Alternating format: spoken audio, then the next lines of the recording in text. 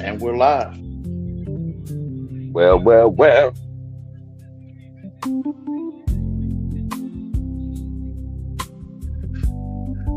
Oh, hello, ladies and gentlemen.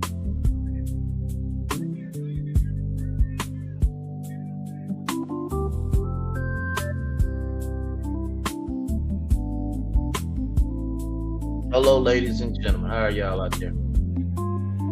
What's up?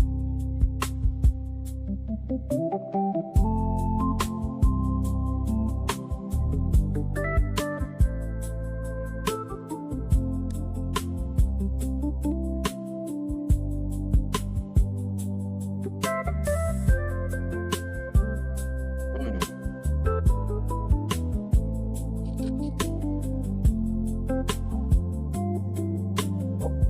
Just in case y'all wonder where you are.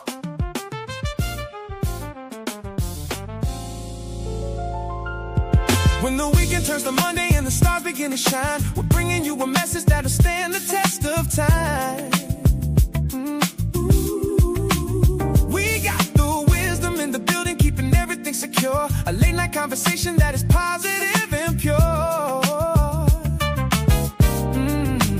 Turn your radio up, tell your family and your friends. This is where the true community connection begins. It's a place for inspiration, it's a place for real talk. The most uplifting hour on your late night walk. We got Trusty Sean P, keeping everything on track. Deacon King Ace holding down the back.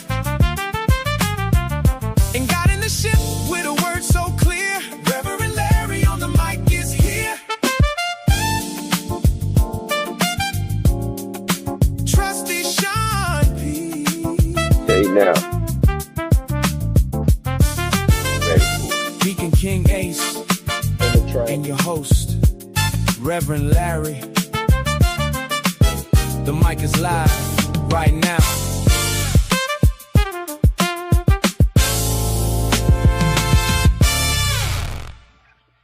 Welcome to Late Night Talking Reverend Larry. I am your host, Reverend Larry, and got my guys with me, King Ace and my main man, Yes, sir. Trusty Sean P.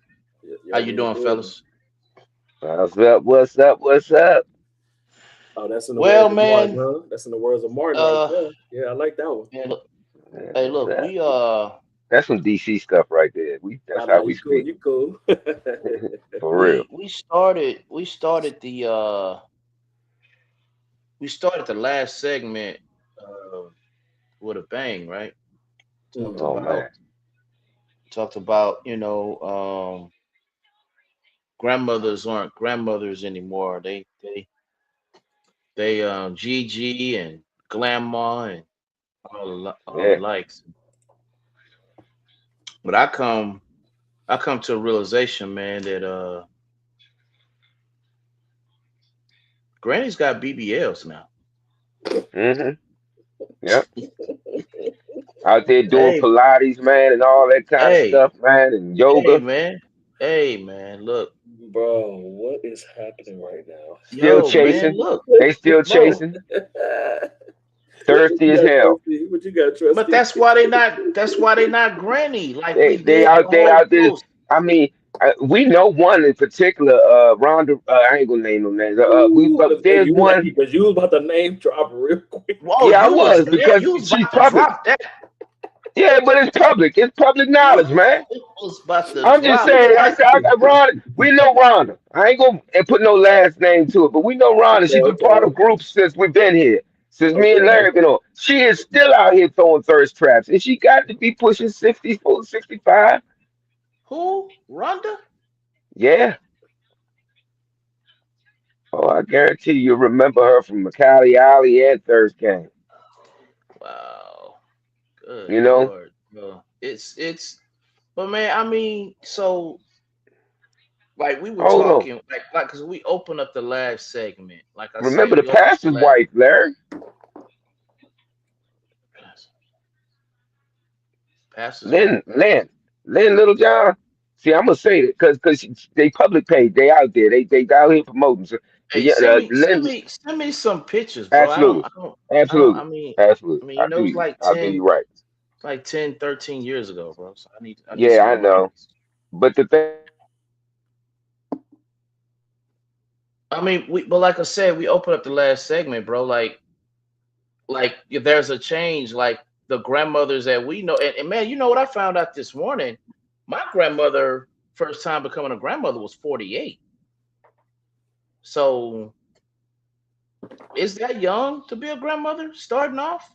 What's the average age of being a grandmother, man? Not now, because it's like 26, 27. Like it's bad. Bro, I'm not doing this with you, bro. I'm not doing this, man. Just saying, it's No, pretty bad right now. Oh, growing up, man, your standard age was above 50 at least. mine was 48, and that's in But that's what I'm saying. That's what I'm saying. 1966. For me, it's about around 50 at least because I'm Yeah. 34. My grandmother's 79. So that's a good gap right there. You know what I'm saying? So, I mean, at the end of the day, Wait a minute, Rhonda still. oh Lord, he didn't see the pictures. Jesus So Christ. she's still thirst trapping at God have mercy. So that's, I mean, So the age range relatively can be between that 44, 45 to about 50 on up, as far as grandparents from when I was growing up. And so now that window of the age of grandparenting has probably dwindled down quite a bit, but it's not as rapidly abroad or stretched across as people may exaggerate it to be.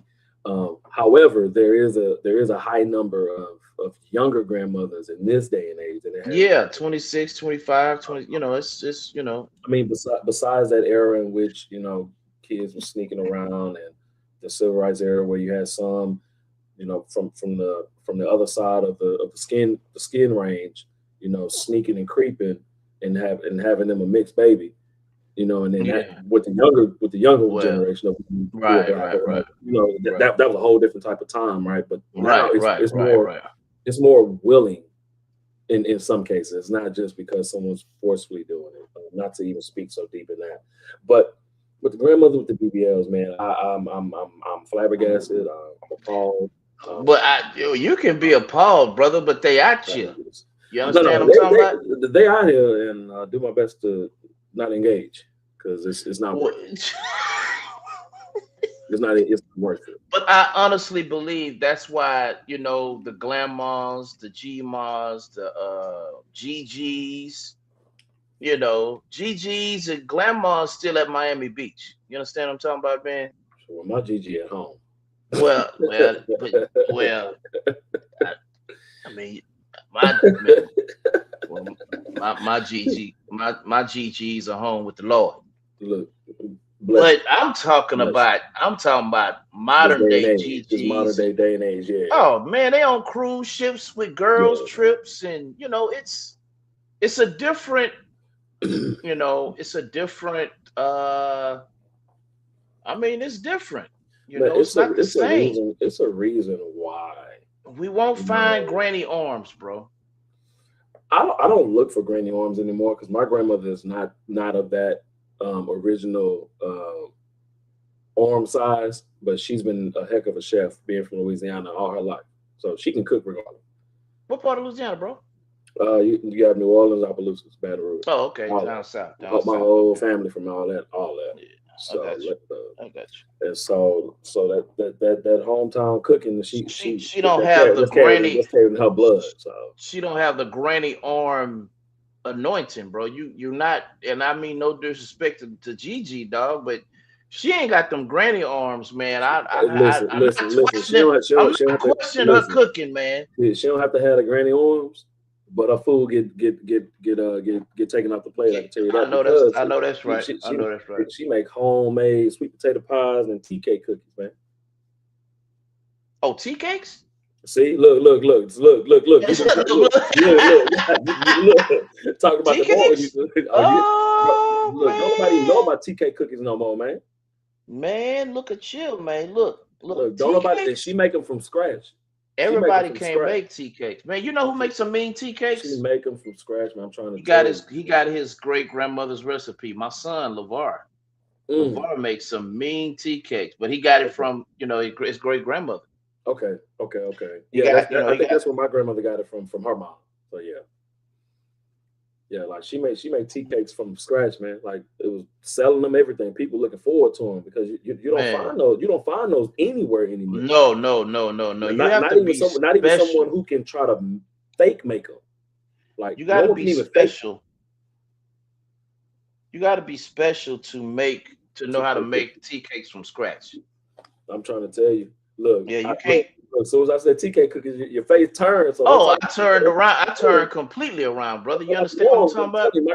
My grandmother was a chef for Methodist Hospital for over 20, 30 years. So man, bro, I'm just saying. She was cooking for real. But the Grannies with the BBLs though, man. Hold on, we gotta figure this out. But and the reason I put it out there, bro, is the reason I put that out there is because their whole mantra has changed. Like it's a lot of stuff they're not putting up with because they're about self-love, and there's nothing wrong with that. Mm-hmm. We're in a point, I think honestly, I commend the grannies of today in this modern era, because they refuse to, now like we said the last show, they believe in moo-moos, and some of them believe. Well, the original grannies definitely believe in. And I'm gonna say, y'all kind of carrying that anointing a little bit too well, because I saw one at 7-Eleven. And she didn't, bro. I was like, wait, so you're not gonna put any clothes on under there, man? Like you just out here like that? Nah, it's just swinging in the wind, bro. Swinging in the wind. And when the wind blew, do you hear me? When the wind blew, and the thong showed. What thong? No, nothing. It was nothing. Yeah, okay, I believe that too. Man, what thong, man? Bro, I believe that too. Hey, listen, this heat in Texas and Houston specifically, it's disrespectful. People already don't even want to wear nothing. It's disrespectful. I get it. I mean, trust me, I get it. But at the same, I come from a different line of lifestyle than most people too. I ain't got no problem. I walk around outside like what? Oh man. But it's a place for that. You different than us on the panel, man. I'm saying there's places for that. There's specific spots for that, man. We talking about grannies, man. I'd rather be Adam before Eve. God dang, man, I'm a grandfather. Man, we ain't talking about pawpaws tonight, man. We talking about grannies, man. And I'm telling you, from 70 down to 45, they out there, man, and they don't care. It's Hey, trustee, I'm cool. I'm cool. I'm cool with being one with nature, man, but I'd rather be Adam before Eve, got us to eat the apple, because, man, after we ate that apple, hey, man, go give me a few leaves. Go give me one of the big old leaves over there. Cover me up. Man, I'm saying, man. Cover me up. And the moo-moos are not for public. You're not supposed to be in no grocery store, no moo-moos. You're not supposed to be walking while the wind is blowing at the gas station. On underneath it. Come on, man. I'm telling you, Granny's got BBLs. That's a mindset. This ain't no Marilyn Monroe moment where you walk across, come on now. What I'm saying is it's a mindset, bro. It is. It totally is. Like I said, let me tell you something. They're at the age now that if they are single, which most of them are, we understand. There's been a lot of them are still. Man, they want somebody that's gonna spend the rest of their life with them. Well, I'm gonna go ahead and advertise then. I'm old. I ain't broke. I'm still here. Daggone it. Man, it's not what we're accustomed to. We're accustomed to modesty. That's what we were raised up in, modesty. Man, modesty went out the window when they realized that they could put their bariatric behinds on top of a daggone sink in their bathroom, pour 4 screws, crying that the rapture come. I just honestly, Trustee, it's a man, I'm gonna tell total you, man. different. It's a total different mindset, bro. Trustee, man, when you said, let me tell you something. You reminded me of the late great Bernie Mac when I heard you say that, bro. I'm not even gonna lie to you. Man. And I'm gonna pass it to Rev, but you reminded me of him when you said that. Let me tell you something. That's what you Man, reminded me of. The moment you said that, I promise bruh, you. if I'm trying to tell you right now, I'm working on some children's stuff right now, but I'm telling you something. I may come up with something for the adults too because it's in me. It's just in me, but I have a way of describing things, and it hits because it's true. It's funny, but it's so true. Ain't nothing more funny than real life. When I can go on Instagram, Facebook, Yeah. TikTok, and I can see these women who have been, oh my God, they didn't got their heads swole up from a bunch of thirsty individuals. Oh, it's drinking bath water and all that kind of stuff. And like I said, these women, I mean, God, I love you. I love you for your confidence. But let's keep it real. It's a lot of it, There's some bro. people out there that don't need to be in yoga pants, man. At Oh, least I didn't say it. I said it. uh, I don't have a problem with it. I stand on it. Trustee uh, Sean P said that some of y'all don't need to be in yoga pants. And you know who y'all. uh, You yeah. walking around here looking like a version of the Michelin Man. It don't work. Oh, Oh my oh, gosh. man, Oh we my might gosh. get flagged on that. Oh my goodness. This might be our last. Where's my This might be our mask? last show. Why? This might Where's be my our last. Why? mask at? Yeah. This might be So our so last it's illegal to show. be honest in America now. No, I'm not saying that, but good, sweet baby Jesus, man. What Michelin If man? you have a bariatric chair in your house and you still running around in yoga pants, you wrong.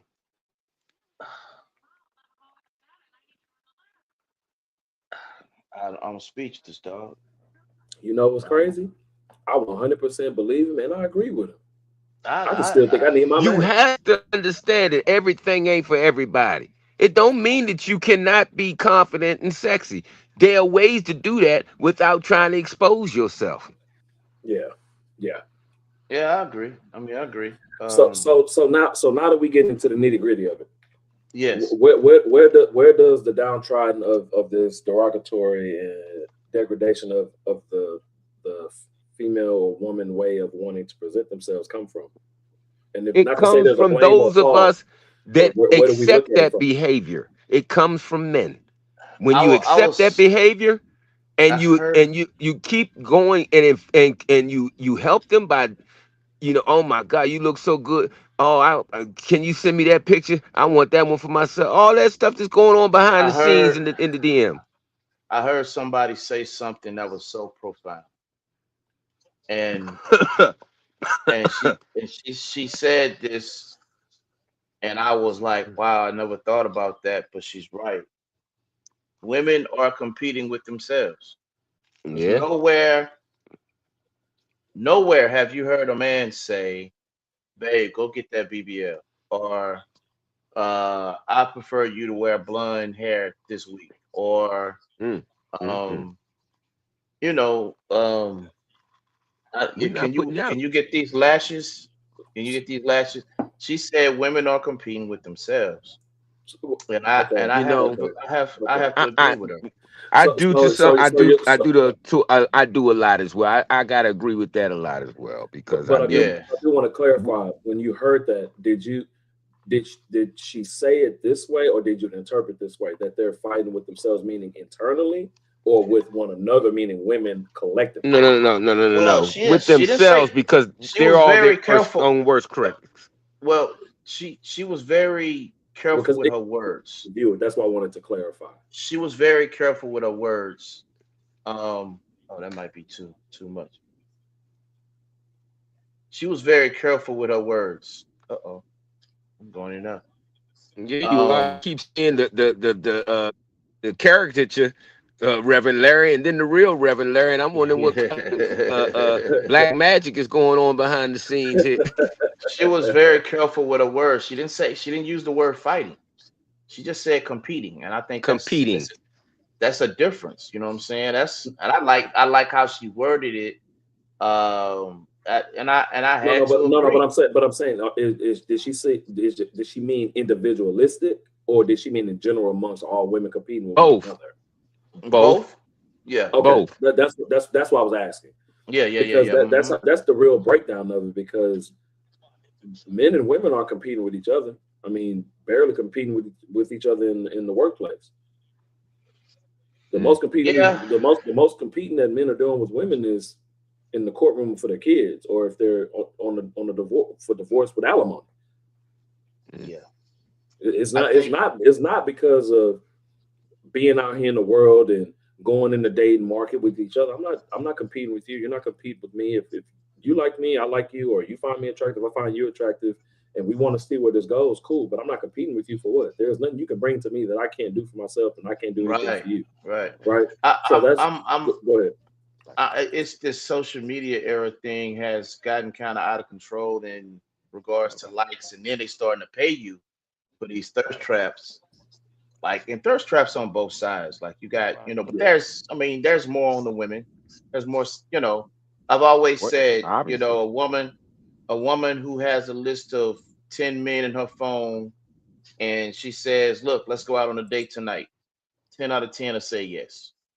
Absolutely. Right? And that's the average woman. You take an average Joe with a list of 20 women and say, let's go out on a date tonight. 6 of them. 3 to 6. Not even 6. I said 3. I mean, that's you're not myself. I got a better lineup then. I take myself out the, I'm not average. I'm not average. I'm off the mark. That's what I'm saying. I'm not average. That's what I'm saying. Maybe I'm not average then, because I can get 6 of them to say yeah. I'm what they call an anomaly. Or I can get 10. I can call 10 and get 10. I know I can. But because I know which 10 I'm gonna go to. So I agree with that 100%. Yeah, I look at it completely different, because not completely different. Let me not say that. I agree with you that from a disparaging number, women have more options that would be viewed as options than men do. But from what stance are they viewed as options? Because men view options differently than women do. And it's based on the outcome of which that option is going to be. So what is your outcome to that option? Are you're dating seriously and intentionally? Is it just a fun time? Because lo and behold, there are some women who are asking men for their hand in marriage, but that's a minority. The majority of men are still the ones who hold the card to marry women. It's not the other way around. So then when you say that, do you flip it? Because I know I agree with your first statement, but I mean, when you put it like that, don't that kind of switch it where men have the most, more choices? No, it's not that men have more choice. It's not that men still have more choices, because men have the option not to choose that woman based on what's presented to him, but he don't have the option to sleep with the woman just because she's in his phone or he's texting her or communicating with her. She's the one who has the option to sleep with whoever she chooses to, because based on autonomy and her favor of choice, she can do that. The man don't have that. And I've come across men in my lifetime, older and younger, who have that type of confidence that could be viewed as arrogance to some. Where if I'm kicking it with her and I'm chilling with her, I know I'm getting it. It's like, nah, bro. If she ain't really rocking with it, she's not gonna go. She not. It don't matter what you do, because there's a thing that we don't realize that. And I agree. That I had to learn a long time ago. It don't matter how attractive I think I am or how handsome to a woman I may come across and appear to be. The women are always going to choose, regardless of what you think. The woman's going to choose you before you choose her. All you have to do is not mess it up. Yeah.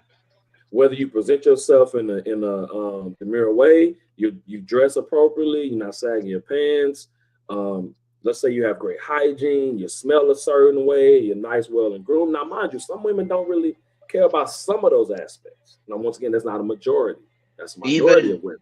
Are we talking about even grannies, modern day grannies? You could throw Can we? grannies in there, but they already Yeah, passed. They would be technically past the prime of which they have the absolute choice of who they want, because now they're trying to have their saving grace by being in the church house. If we're talking about true grannies, not the new modern day granny. Now, if nah, we're we talking about talking the about modern day modern. granny. We talking about Now, modern day granny. now we talking about the modern day granny. They Grannies with still they BBLs. the modern day grannies still have to acquiesce to the opportunity that's presented to them based on their life choices. Yeah, Because with every decision and choice you make, there are consequences on the back end of that. yeah, they are. They So are. 1, 2, 3, 4, not to just throw it out there. I don't like the term baby daddy, but 3, 2, 4, 5, 6 baby daddy is cool. You have 12 kids, that's your business. God has somebody for everybody, but how do you know that God is not protecting that man from you that you believe is supposed to be for you? Mm.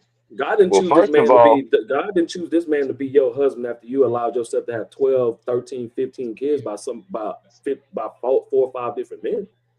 So how do you know hold God on. not protecting him? And then after you got them 15, you want him to be financially stable. You want him to be this, and you want him to be. But what do The you bring to the table the aside from made your up product, 15 kids basically. and a worn out box? Basically, the made up product. You want him to come made up, basically, already. Oh, oh, Well put oh, together. oh, Not you leaving us. Not you leaving oh, us. oh, That But one but hurt him but to the heart. but at the oh. same time, these are conversations that no one wants to have with it being honest and true, because even on the man's side, like, men get ridiculed every single day. Absolutely.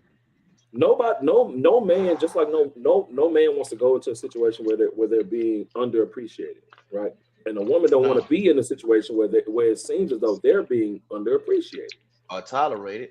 or tolerated. Because if a man comes home and your wife or the woman that you're with at the moment has cleaned everything up, clothes are washed, food is done, you don't have anything to worry about, but she's not even getting a thank you or I appreciate I you or don't even want flowers or that. nothing. No. You may not want that, but I'm just giving the idea Right, I understand. I understand. That's a little of old what's being fashioned said. too.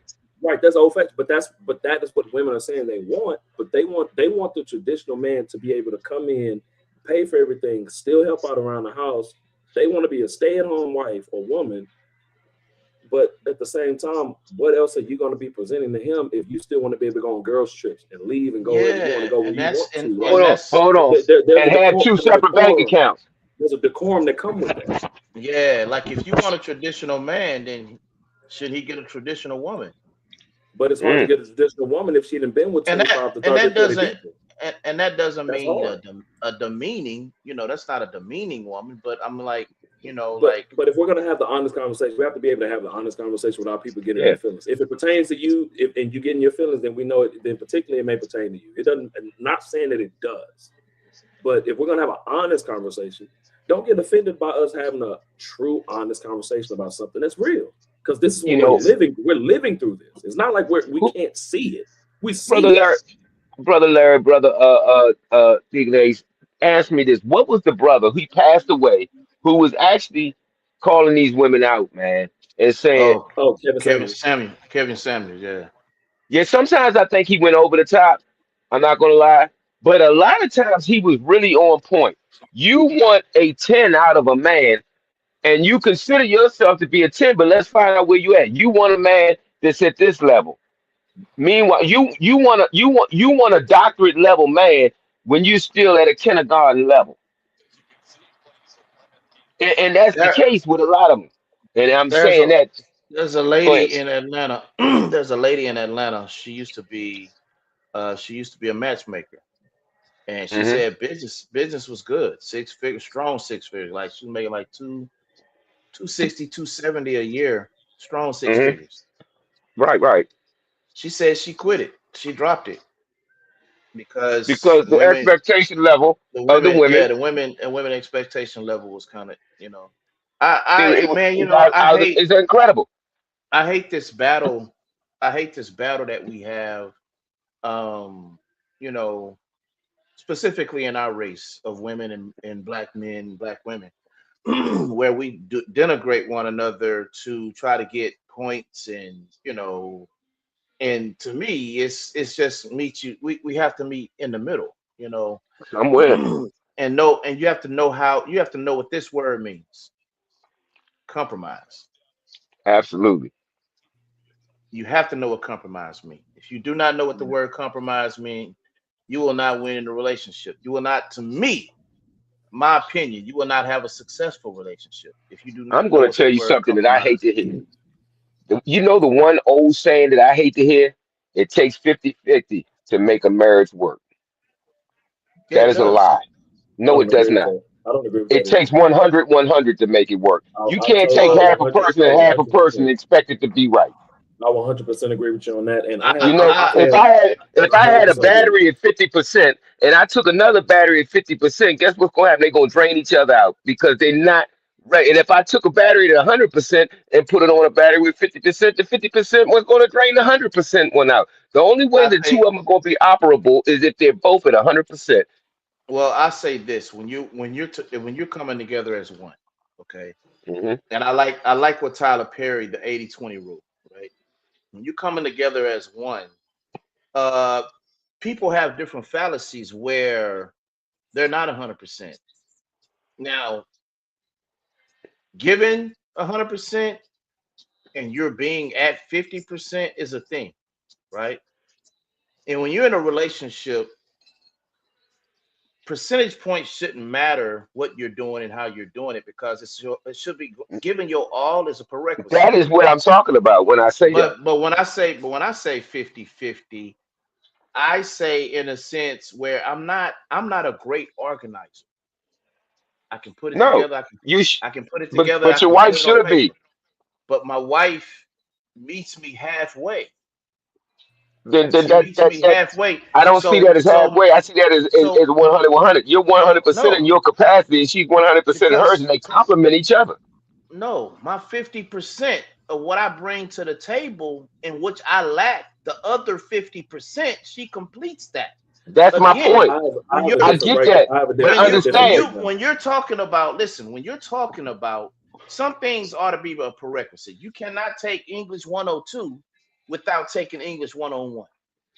All right. So when you're in a relationship, all right, your capacity to do something automatically puts it at 100%. So that, and what that's what I'm saying, what Larry. We're just saying yeah, it so differently. but your your ability to facilitate some things may not be there. And it's the 50% of you need. See, we make one, we don't make two, No, we we come make one. one.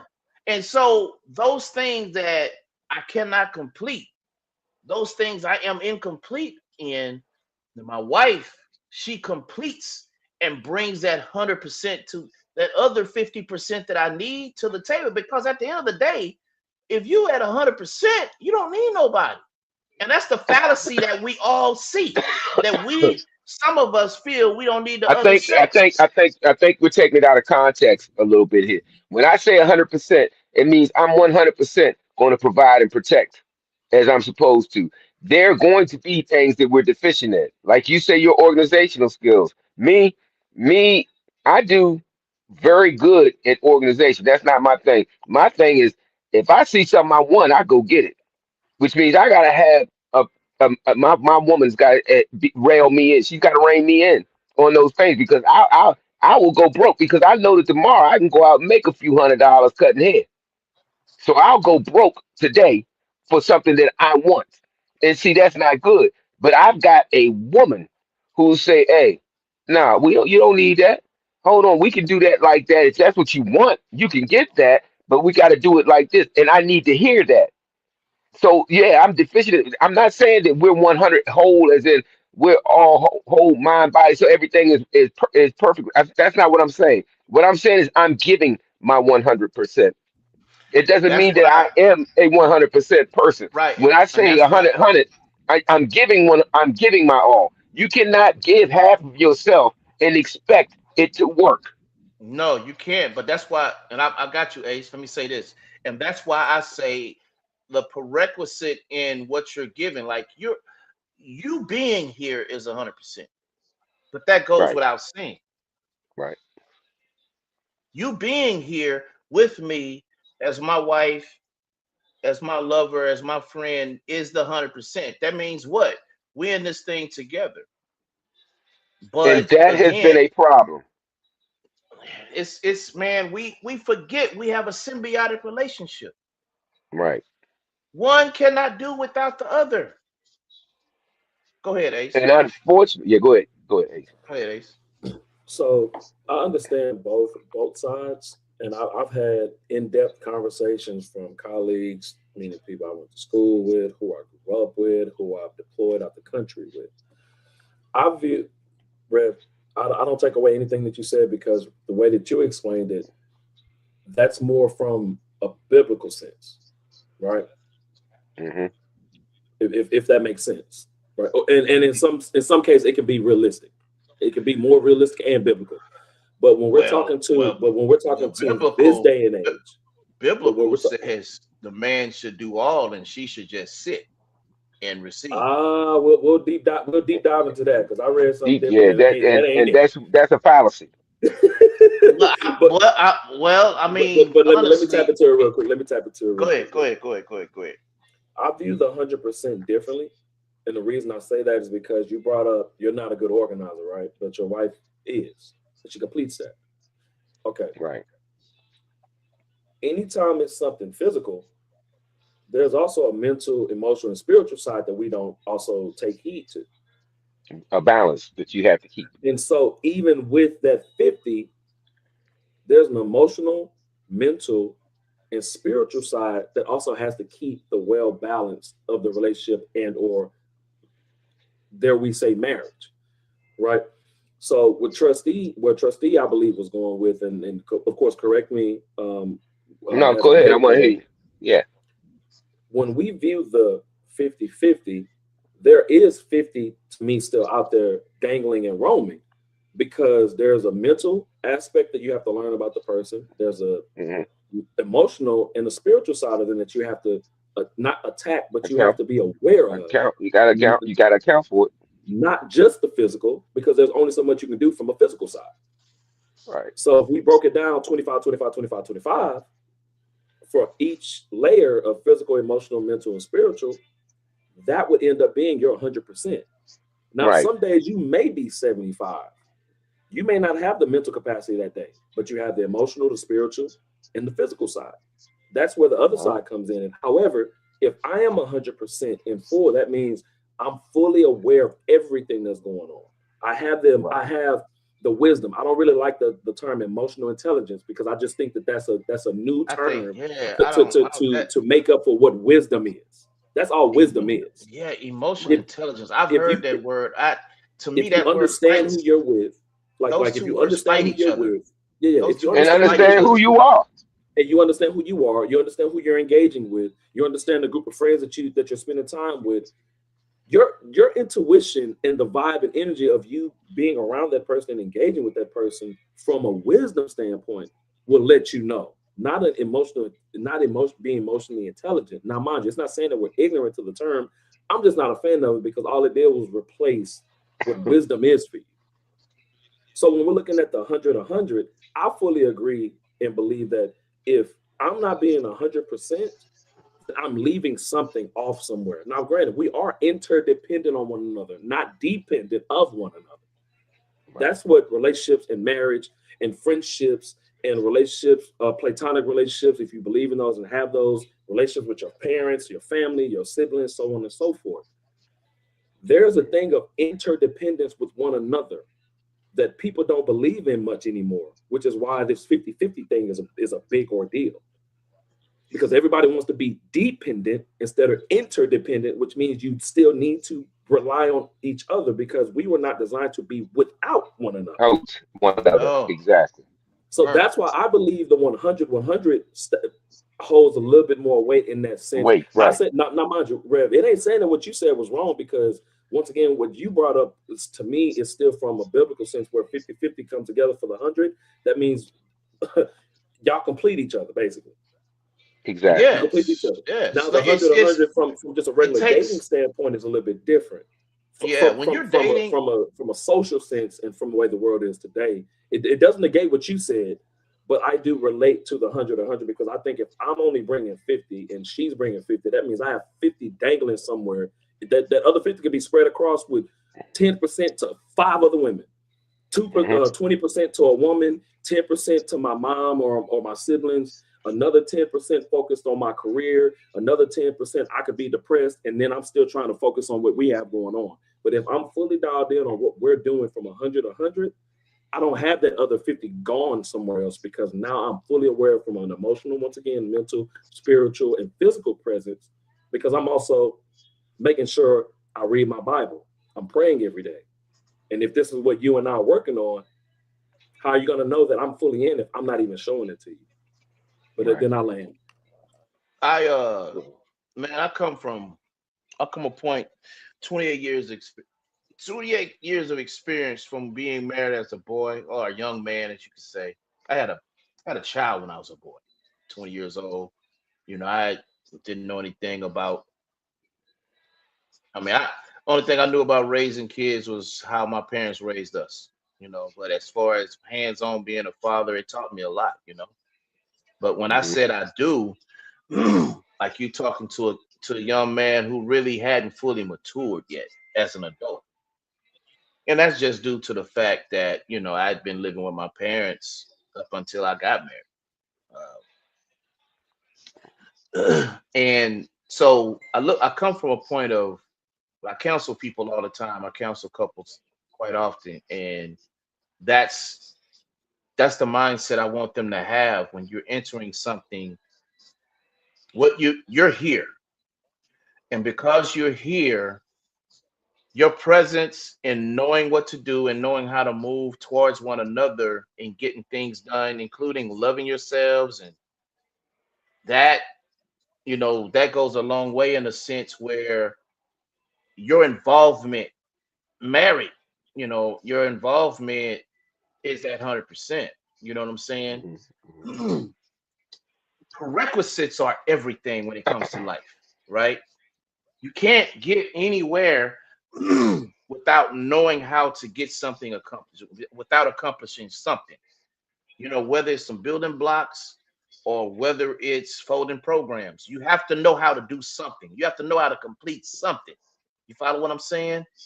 And to a lot of us men, that something is working, right? We get our jobs, we have our jobs, and we help pay these bills and put that food on the table.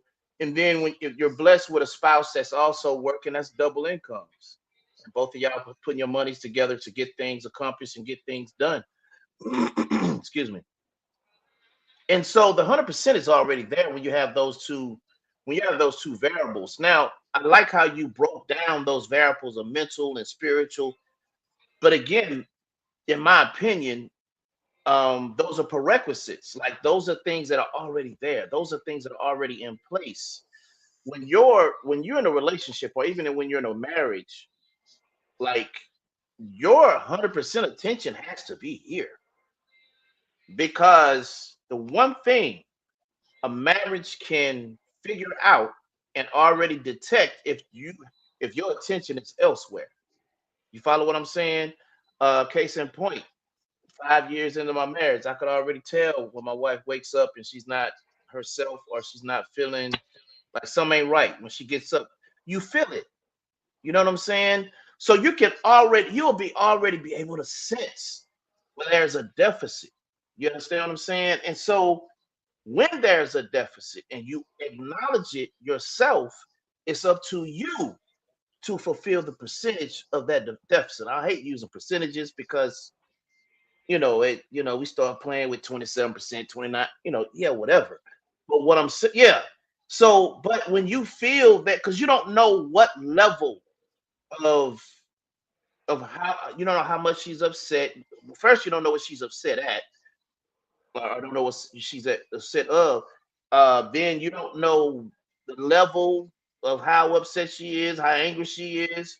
But you come in with a soft voice, and you meet her right there where she is, and you're just being able to submit to that moment. You follow what I'm saying? You being able to submit to that moment completes a lot of things. And that's why, like, when you are married, yes, you're working on becoming one.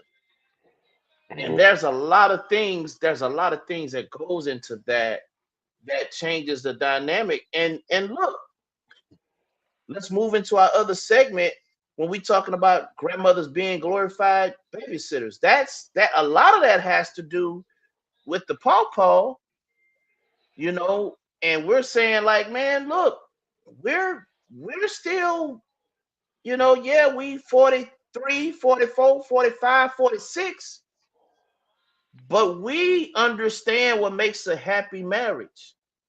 And sitting home babysitting these kids ain't always healthy. And there's a lot that goes into that too. I will say this.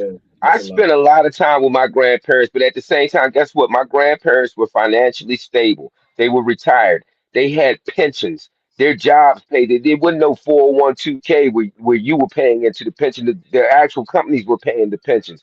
Their social security laws were different, and they were getting, they didn't have to go through what my mom and what I'm going through. My grandparents were set.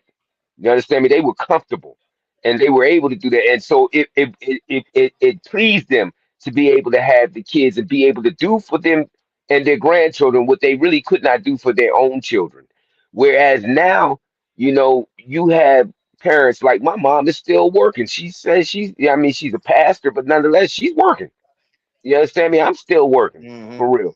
And so the time frame, and we're still with it, and because of the economy, it's a struggle. And so we are tired. It's not that we don't want to see the kid, because I do see my grandchildren and I do see my children still. And my mom still sees her grandchildren, my children, and they do things together. But it is not the same as it was where, hey, is it okay if I bring the kids? Yeah, please. They begged to have them back in the day. Whereas now it's just, look, man, I've been working all week long. I'm not going to sit here all weekend. I want to enjoy my time too. Right. You're not going to burden me. I think a lot of that has to do with our age. I hate to say that. I think a lot of that has to do with our age. Like, we're like, there's a segment you shown in the chat, and that's why I came up with this segment, because, the gentleman had a good point. We're looking for glorified babysitters. Right. And then it's not even glorified. We're looking for a free babysitter. Yeah, and then you want to throw in there that you need to know your grandkids, and no, you want to go out in them streets. That's a manipulative way of saying that I want to go out tonight. That's a very manipulative way to, and so, like, yeah, and so you get a question where you don't want to see your grandkids, and man, somebody asked me that question, and I told them, I almost cussed them out. I said, man, don't you ever ask me that question again in front of my grandkids. Don't ask me that, because you're not gonna like my answer. Yeah, you understand me? Don't come to me like and they don't, and the grandkids don't need to see you act that way when you shouldn't have been in a position to have to answer a question. When I should not be in a position to begin with. Right. That's so, and I thank God it wasn't a family member. But it was still inappropriate though. It was right. It was very inappropriate. It was very inappropriate. And not only, and here's the other thing too. You understand? Is I grew up with a grandfather who understood the biblical verse of "Let your yea be yea and your nay be nay," and there was never a question. There was no question. There was no. Well, why not? Why? You didn't ask me why when I told you yeah.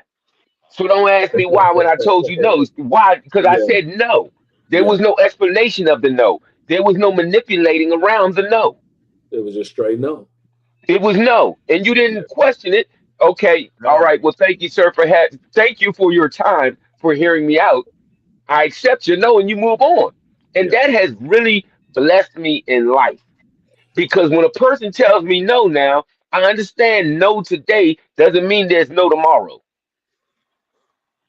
Man, but you know what? With the grandmothers are not glorified babysitters. There was somebody sitting in the chat, and the video encompassed a woman basically saying or basically speaking about how um, you need to get your grandkids from time to time. Like, I need a break because if you don't, as you get older, I'm going to put you, I mean, the nursing home is going to be where you'll be found. So And so now now it blackmail. becomes, and so Now we blackmailing not look, not only Man. blackmail, but it is and manipulation once guilty. again. And now you're You trying to know, guilt trip. Now you're trying to guilt manipulative trip. guilt and blackmail all wrapped But up in one. I gotta say that ain't no But there's that another ain't but no there's another word that follows that. It's entitlement. Yeah, yes. Now you feel yeah. entitled that your mom or or dad or grandparents are supposed to watch your kids that you created. When once again we have to realize, and I have conversations like this once again all the time. A lot of things that we do in life are not rights, the privileges. Right. And some people confuse rights with privileges. My mom, my grandmother, my siblings, my cousins, any brother, whoever, no one has to get my children if they choose not to get them. That is Right. not a right. That's not their job. That is a privilege. It's a Yes. favorable privilege because of our relationship and our relation of being blood kin. Mhm. That does not mean that they are obligated to get my children. Woo. Nah. But we are living in times where people believe grandparents not the same like they once were. Well, we're living in times where grandparents are still having to work. Yeah. They don't have the same freedom as their parents and grandparents and or great grandparents did at a certain point in time. Because I we want to gotta say Because everyone's because trying to chase today the is a quick. good example What I'm saying, like of everyone's what trying you're to chase talking the about. quick dollar, but everyone's trying to chase the quick dollar instead of the dollar that's going to be the longevity. The quick dollar isn't the one that's going to allow you to retire. The quick dollar is the one that's going to allow you to live substantially well and good at the moment.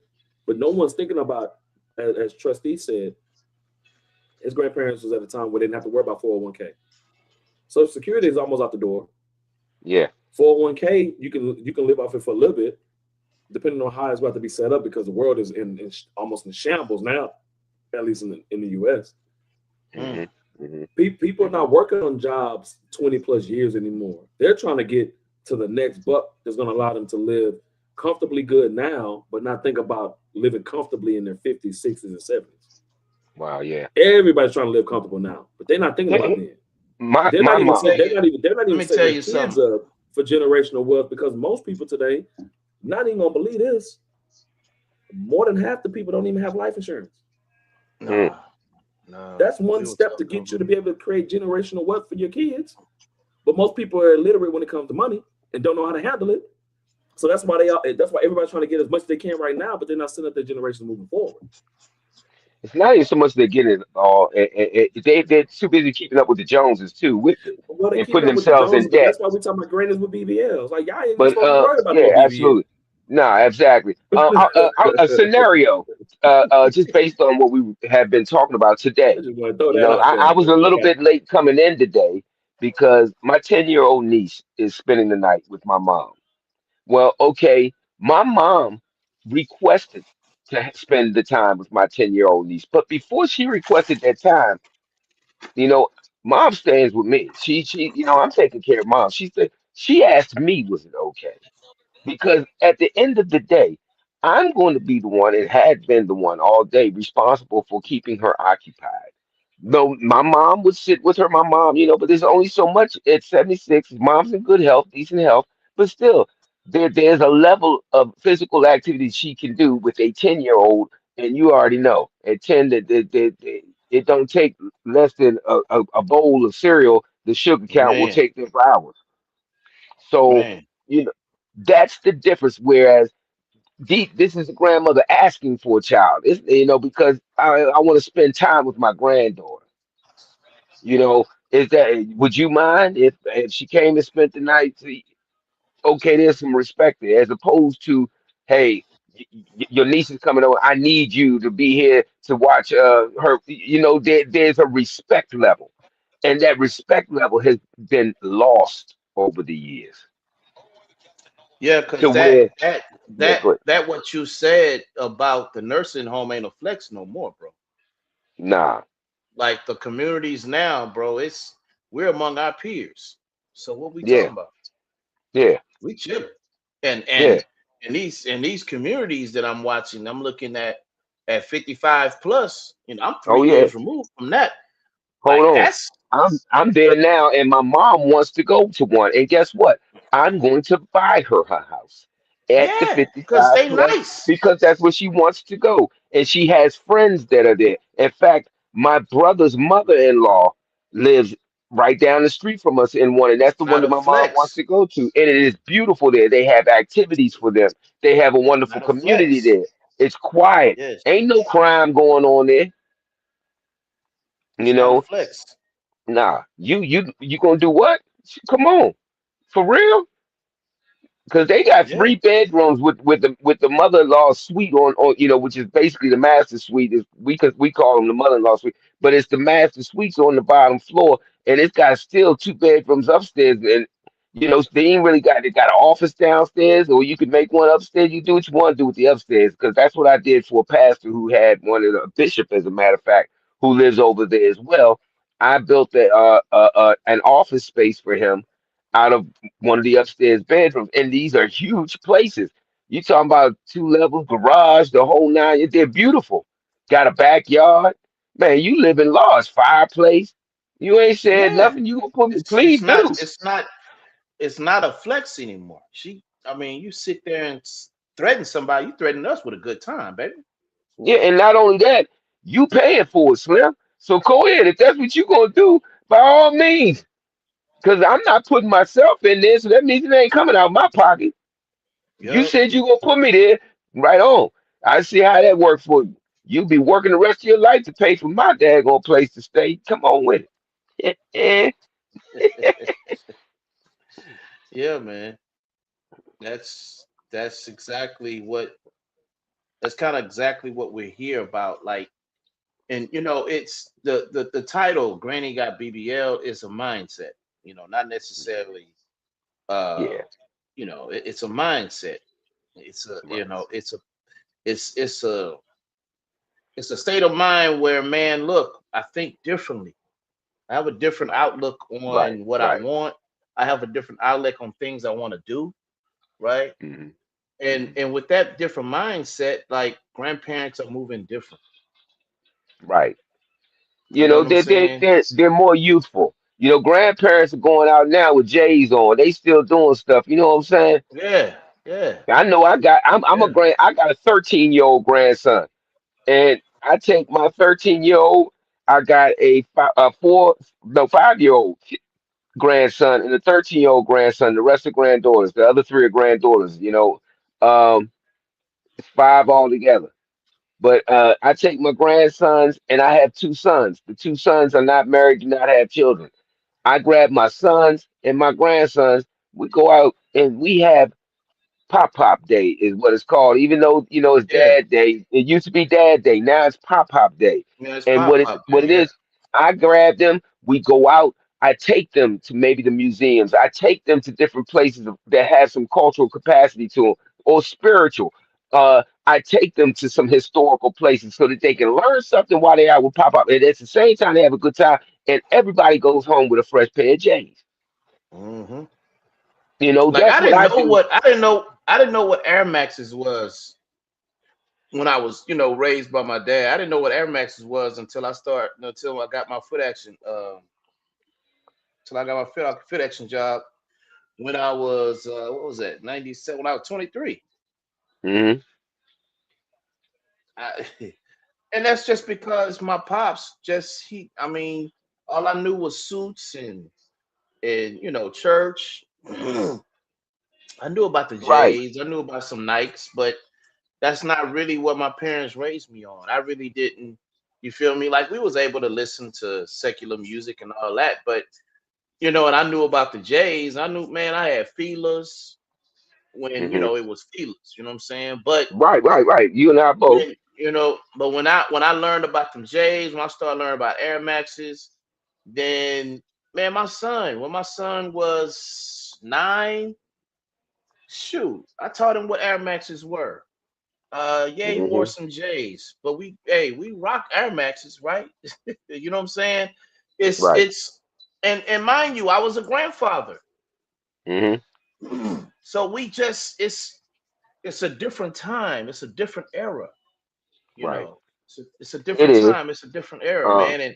And I so was I that's was why, blessed, you man. know, yeah, I mean facts, man. You And I'm gonna tell you why I was blessed because those who don't know, my dad was a real jerk. He was very abusive, and a serious situation went on to where I ended up having to basically fight him for my life at mm, 8 years old. At 8 years old, a grown man who was in Vietnam, who was, PTSD and drugs had taken him mm, beyond.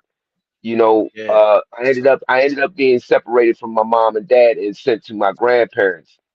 So my grandparents, I told y'all, came up through the depression. They had a different idea of how to spend money and what was valuable in life to them. And it was not clothing with brand names, and it was not shoes like Nikes. So when I first got there in the fourth grade, I had me some more Bobos on. You understand me? I had the fish Yeah, heads. I got laughed at, man. It's just that yeah. simple. The fifth grade, same thing. But I had a fifth grade teacher who was in his first year of teaching. He was from New York, and we still talk to this day. He became a mentor to me, and he stepped in because he's like, I see something in you that is going to be taken away from you because Mm, I value what your grandparents are teaching you. However, you're not living the bullying is going to go on, and you're not going to be what you can be because you're going to lose confidence in who you actually are. And he mm, he mentored me all the way through high school. From the fifth grade through high school, he became my best friend as we got older as adults, and we're still close friends today. He went out and bought me when I was in fifth grade my first pair of Nike Bruins, man. mm, He when I was in high school and we did school clothes. He bought me my first pair of Guess jeans and my first pair of J's. He did it out of his teacher's salary. He didn't have kids. He wasn't married at the time. He took me in as like a surrogate son, as a little brother more, but also similar to, he provided me like a surrogate son. And he did for me what I'm doing for my boys. He took me to historical places. He took me out, to different little spots where I would learn something. And at the same yeah. time, have a good time. And at the same time, when it hit, you need a few dollars for yourself. He was the one who also taught me, and my grandparents were good at responsibility, and you going to earn your keep. When I was in high school, and when I was 15 and I got my first job, you need to put half of your checks away because you're going to start paying for half of your school clothes. When it came Mm. time to drive, my It's a grandfather mindset. had, yeah, my grandfather had the car. My grandfather bought a 69 Chevelle the day that I was born with the intention that when I was old enough to drive, he was going to give it to me. Yeah, And yeah. he gave it to me at $200 a month. He Insurance wants you to work for. on you. He wants you to work for it. He wants you to work for He it. made me earn that car. And Yeah. understand something. You got now. I got a 19-year-old who's in college now, who's down in Morehouse, who has told his mom, "You think Dad will buy me a car?" And I'm telling him, "You need to work for. He's at McDonald's out here now since he was old enough to work. So he's got like 4 or 5 years. He is an assistant manager at the McDonald's, and they've given him leave to go to school. They give him his leave to go to school, but he Hey, do still has they a do job when they he come do back. they do they pay a little better now at They McDonald's? pay, yeah, man, they paying him damn near $20, $22 an hour. Oh, all right. Yeah. All right. You know, I mean, and I don't bash McDonald's jobs. I just didn't know. I No, always no, no. wondered. But we understand that has been, the minimum wage has increased. But at the same time, him being there for as long as he's been there and maintained, Yeah. he's getting a decent salary. Now, $22 now may not seem like a lot of money, but when you're Hey, in man. high school, you don't 19 have any years old. responsibility. Yeah, yeah. Yeah. That's good. He's 19 now. And here's the thing, because it is a corporate McDonald's. It's not one of the franchise McDonald's. That one's a corporate Ah, McDonald's. yeah. Yeah. Yeah. He That's good. that's why they're able to keep his job because he works at a corporate McDonald's Yeah. off campus down by Morehouse. So you're making this money. But then at the same time, a few days ago, I just had to sign a $50,000 master promissory note for him to go back to school. And I'm sitting on the phone with his mother and I'm explaining to her, look, at what point in time are you going to Woo. start teaching him the responsibility for himself? Yeah. You know, I ain't had nobody sign no master promissory note for me to go to school. Now, mind you, I did get a partial scholarship for football and track, but guess what? I paid the rest. That's how I ended up in the Marine Corps for Yeah. that GI Bill. It was my response. My grandfather told me point blank, you better go in the military, boy, and get you a job because I'm not paying for college. Yeah. Yeah. And guess what? He shouldn't had to. He raised 4 children of his own. It wasn't his duty to pay for me to go to college. Well, you know That was what? not his responsibility. The crazy thing about that, when you say that with your mindset of your grandparents, y'all know tuition wasn't a thing until we started attending college. Yeah, And exactly. Because here's the thing. tuition was very affordable. Almost, some say almost was free. And I'm like, It what? was. If What? you were in state, most colleges back then, in state students went for free. It was an extension of high school. It was an Right. expectation that you're going to go to college, and It's tuition crazy. was free. They made their money off of athletics and off of out of state students Yeah. But and then when lab we fees. Now, start, I will say when this: we, lab fees have when, never been free for nobody. but when we start, when people like you and myself, one of them Black Americans, African Americans, some would say, we started attending college, wanted to attend college, then they started to add these tuition fees and made Oh them yeah, outstanding, oh and yeah. made them, so I found that amazing when I learned that, and I just and I say, man, our grandparents, your grandparents in the Great Depression, mine as well. I was looking at my Right, grandmother's grave. My grandfather was born in 1915, and my grandmother was born in 1918, and right. I And can my just grandfather was imagine. 1910, and my grandmother was 1920. Yeah, I can just imagine the times that they went through. Yeah. Just dealing with racism and dealing with Oh my gosh. lifestyle lifestyle changes and dealing with how we need to move and how we like. It's crazy, man. Okay, so watch this. The home you attend, you came at, the home you met me at, my grandmother's home. Hmm. Yeah, yeah. So at a certain time during the day, around 6 or 7 o'clock, and I can't remember if you were there. Now, about 5:30. I don't Oh, we remember. was I don't know. there. But I don't know if you heard. There's a loudspeaker that goes off around this time, Hmm. and it's not really, you don't really know what they're saying. They're saying a lot of gibberish. It's an old. Let's like it Yeah, what sound they're like saying is get your black behind in the house. that's so when That's so basically what there's they're a saying. that's yeah, bro. So we did like I wanted to know what was that? What This is is a that? sundown. It's Like a this is sundown it's state. it's a This is sundown sundown town. state. Yeah, this is It's a a sun sundown yeah, town, my brother. yeah, And you need to get yeah. your black behind. Now we allowed you to move in here, but we ain't trying to see you out here either. Get off the Bro, for front that porch. to And Get still get get ghost. man, bro, so you were there what, 2016, 2015, something like About that? 20, yeah, somewhere in that range. Yeah, and that Yeah, maybe so about yeah, man, 2015, 2016. Yeah.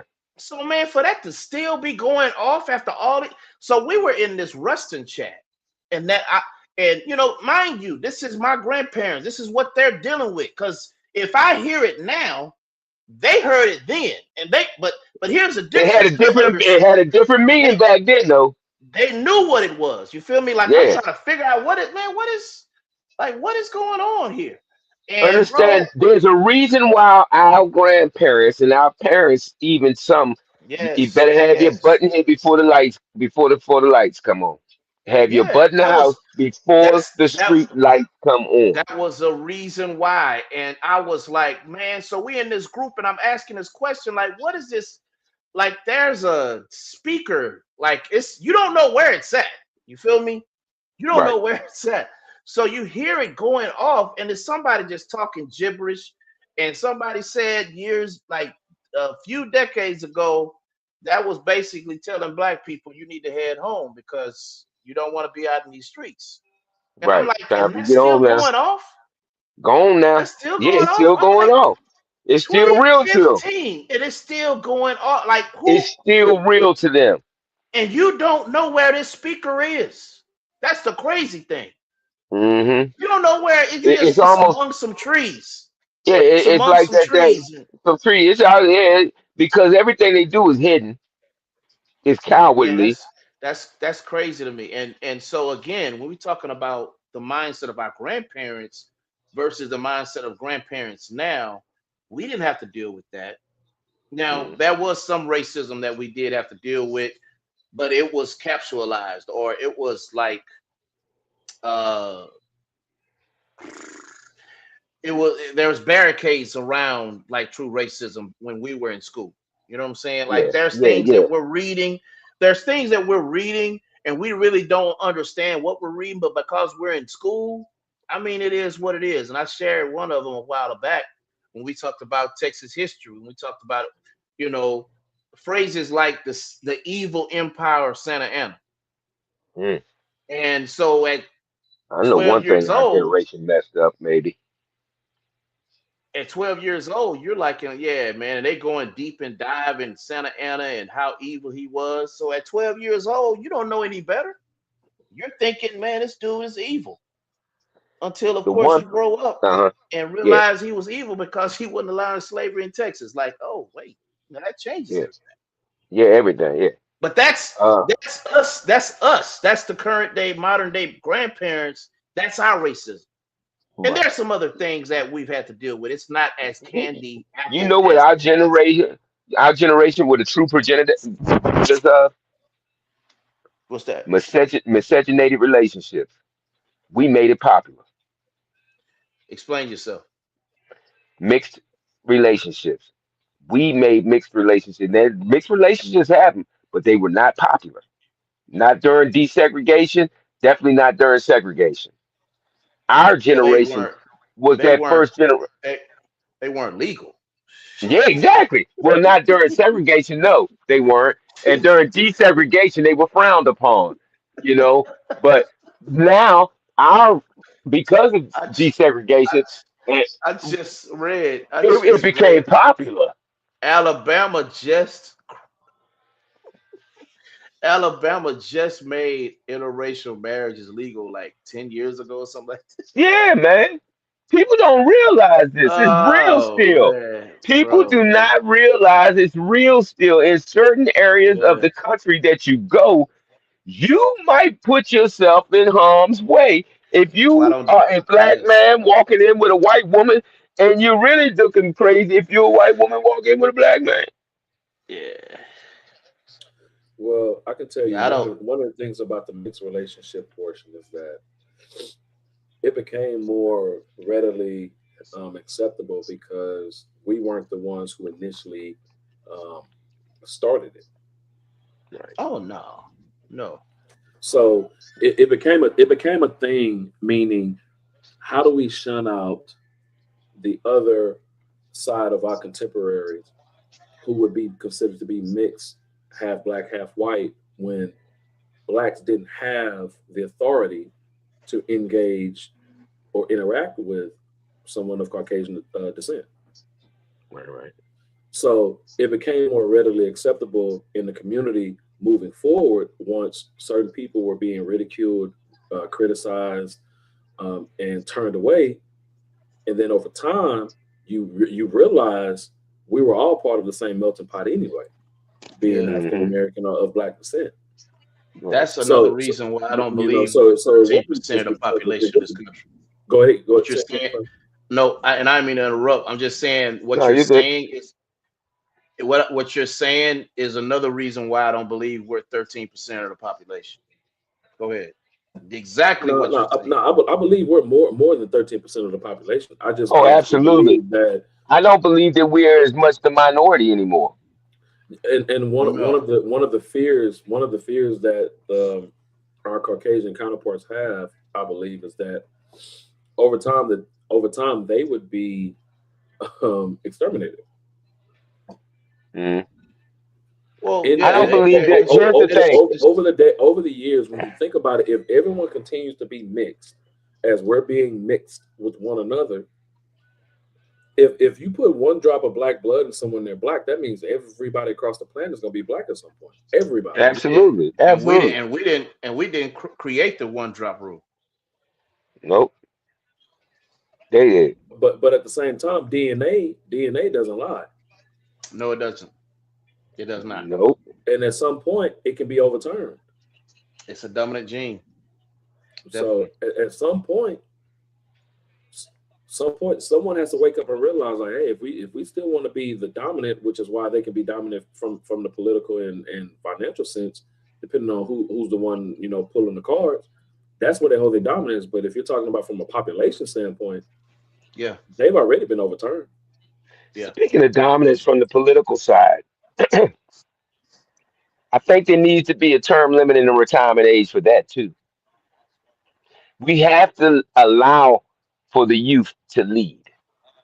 We can't keep holding on to the old principles and keeping 80 and 84-year-old and 85-year-old people and women that's got dementia in office getting checks and keeping trying to keep things the status quo because the status quo is not what we're living under. I love my grandparents. I love their children. I love my parents. Mhm. With what you're saying, I'm gonna speak on government after this. I make this point. I think they are the reasons my parents' generation and slightly before their generation, I believe they are the reason why our HBCUs are so far behind because they want to hold on to that old landmark and they want to hold on to new like I'm not gonna say that. I'm not gonna say this. Mhm. I'm not gonna say what I wanted to say because it's gonna shun on a certain university. But I think it's important that, like you said, we allow. We have to retire when you're heading toward after Yes. 75 because your ideas are becoming dated. And I'm speaking on HBCUs right now because it also correlates to governmental government officials as well. Your ideas I become think outdated. that crosses all lines. Yeah, your ideas become outdated, and you're missing out. Like, man, somebody did a special, did like a little small reel, like 3 to 4 minutes, and it was interesting how they were saying as long as the United States hold on to uh racism, it's losing money. As long as it's not forward thinking, it's losing money.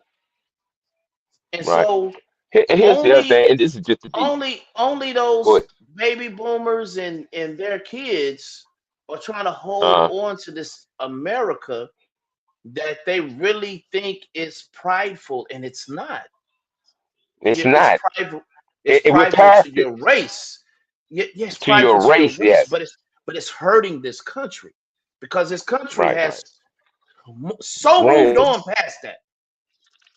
Right, It's right, so right. moved on past that Here- that and I look at it like this, you know, you cannot be, you might have been a master at Tecmo Bowl on Atari, but these kids are playing Madden on PlayStation 5 now.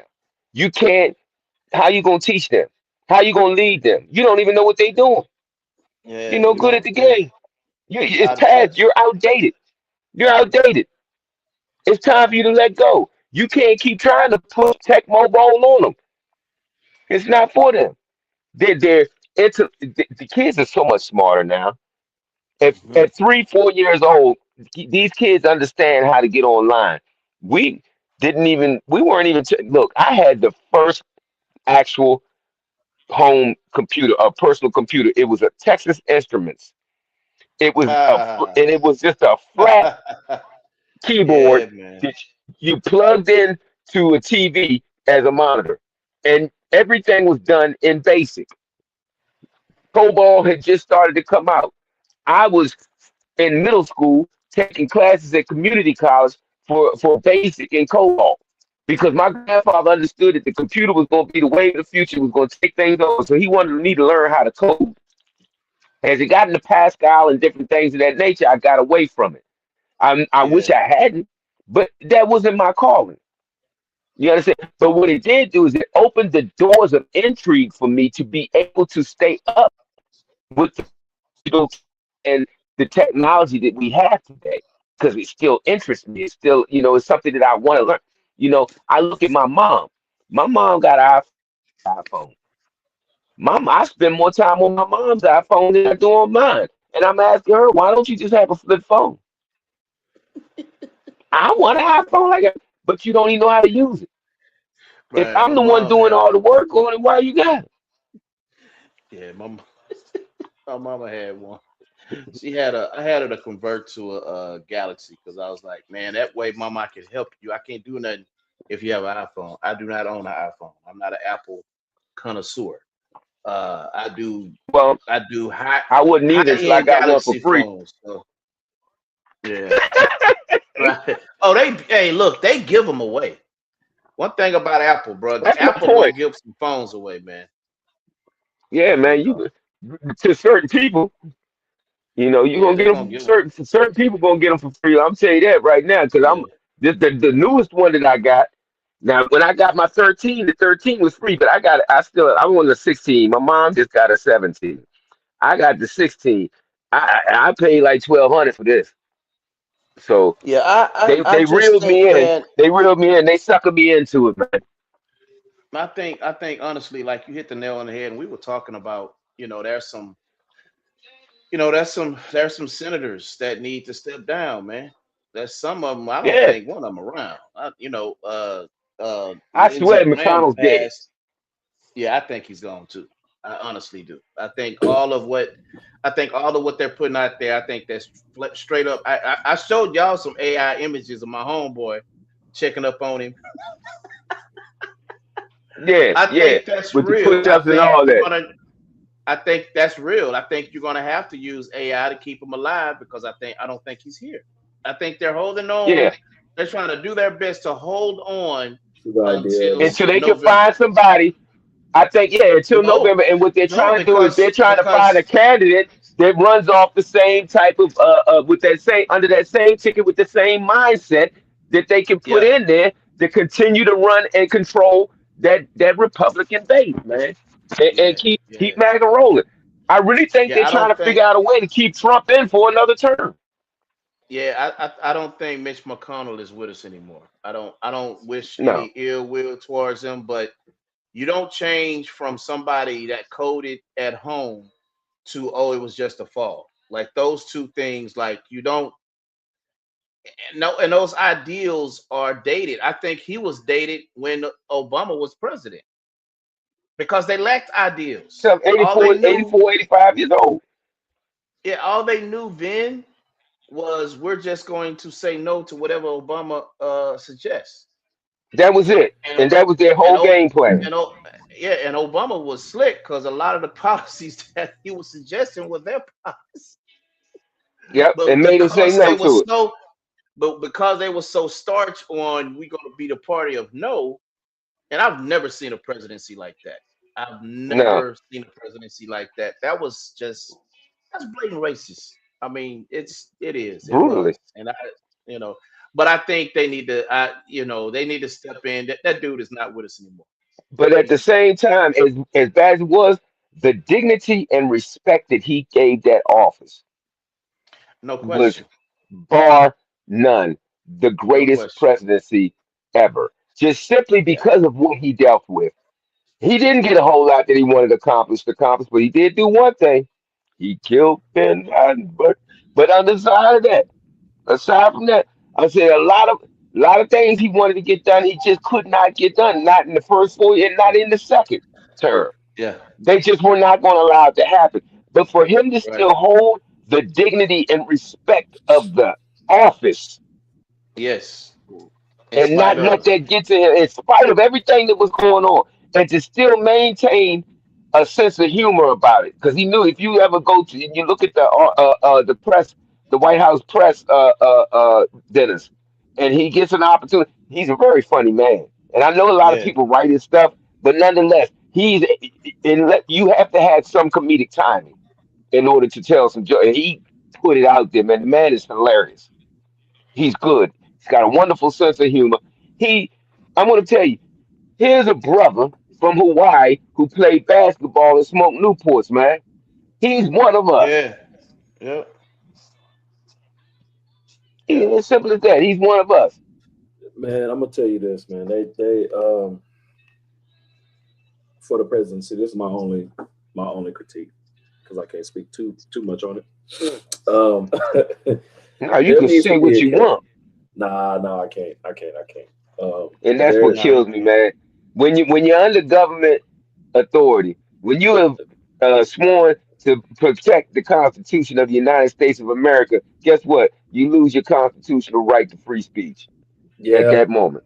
it's You lose your. unfortunate. That is the craziest thing to me. Is that I've sworn to protect the Constitution of the United. I don't. I ain't swear to protect the flag. I didn't even swear to protect the country. I swore to protect the Constitution of the United States of America. And the minute that I made that declaration, I lost my constitutional right to free speech. Yeah, I don't disagree with that. I just think that the presidency needs to change the age limit of how old you can be to be a president because they have a Mhm. minimum age, but you have, as we had Sleepy Joe Biden, and now we have Trump in there. They're all 80 plus years old. Which is funny because he Making- made all of the accusations about Biden's age, and he is not older in office than what Biden was. And doing worse. and doing worse, Oh, And that's he not. has And no that's not. cognitive skills. and It's but the no. And thing, but the that's. thing, but the And thing is, that's no political speech. That's just facts. That's It's real I doing just life. a I lot just worse. think I just think it's crazy to have individuals that old who not going to live past to see the changes that they think that they made. They don't care because it's only Yeah, for them. It's that's selfishly the for them. thing. They don't care Yeah, about the it's next. not. They don't care about what their children are going Yeah, to inherit. no, they It's don't about care. them. Yeah, He As is long as a they have that. narcissistic personality. They only care about themselves. It's about him, and that has been an issue with him specifically, and with the Congress and Senate that has been primarily Republican run. Is that they all too? They know half of the stuff he says. They would not, under any other term from any other president, put up with half of the stuff that he's done while he's been there. However, They're setting up America for when they leave. It's already in motion how they want it to go. exactly. They've That's written a exactly book. what the. And for those of y'all that Yeah, ain't read that Project 2020, you better read it. You better read the project. What is it, yeah. 2025, whatever it is. You need to It's read it. very real. It's very It real. is serious because I don't care how they try to circumvent it. Look what's being done in front of your face. Hmm. It's just like every time the Epstein files pick up heat, war in Iran, an argument over in Israel, this happens, that anything to take the heat off of the Yeah, Epstein. and keep your eyes elsewhere. Yeah, exactly, So you know it's something there. exactly. It's You beyond know it's saying something. at this point. It's beyond Yeah, saying. We know that he's been, and at his age, even if we charge him and put him, what's the sense of putting him behind bars?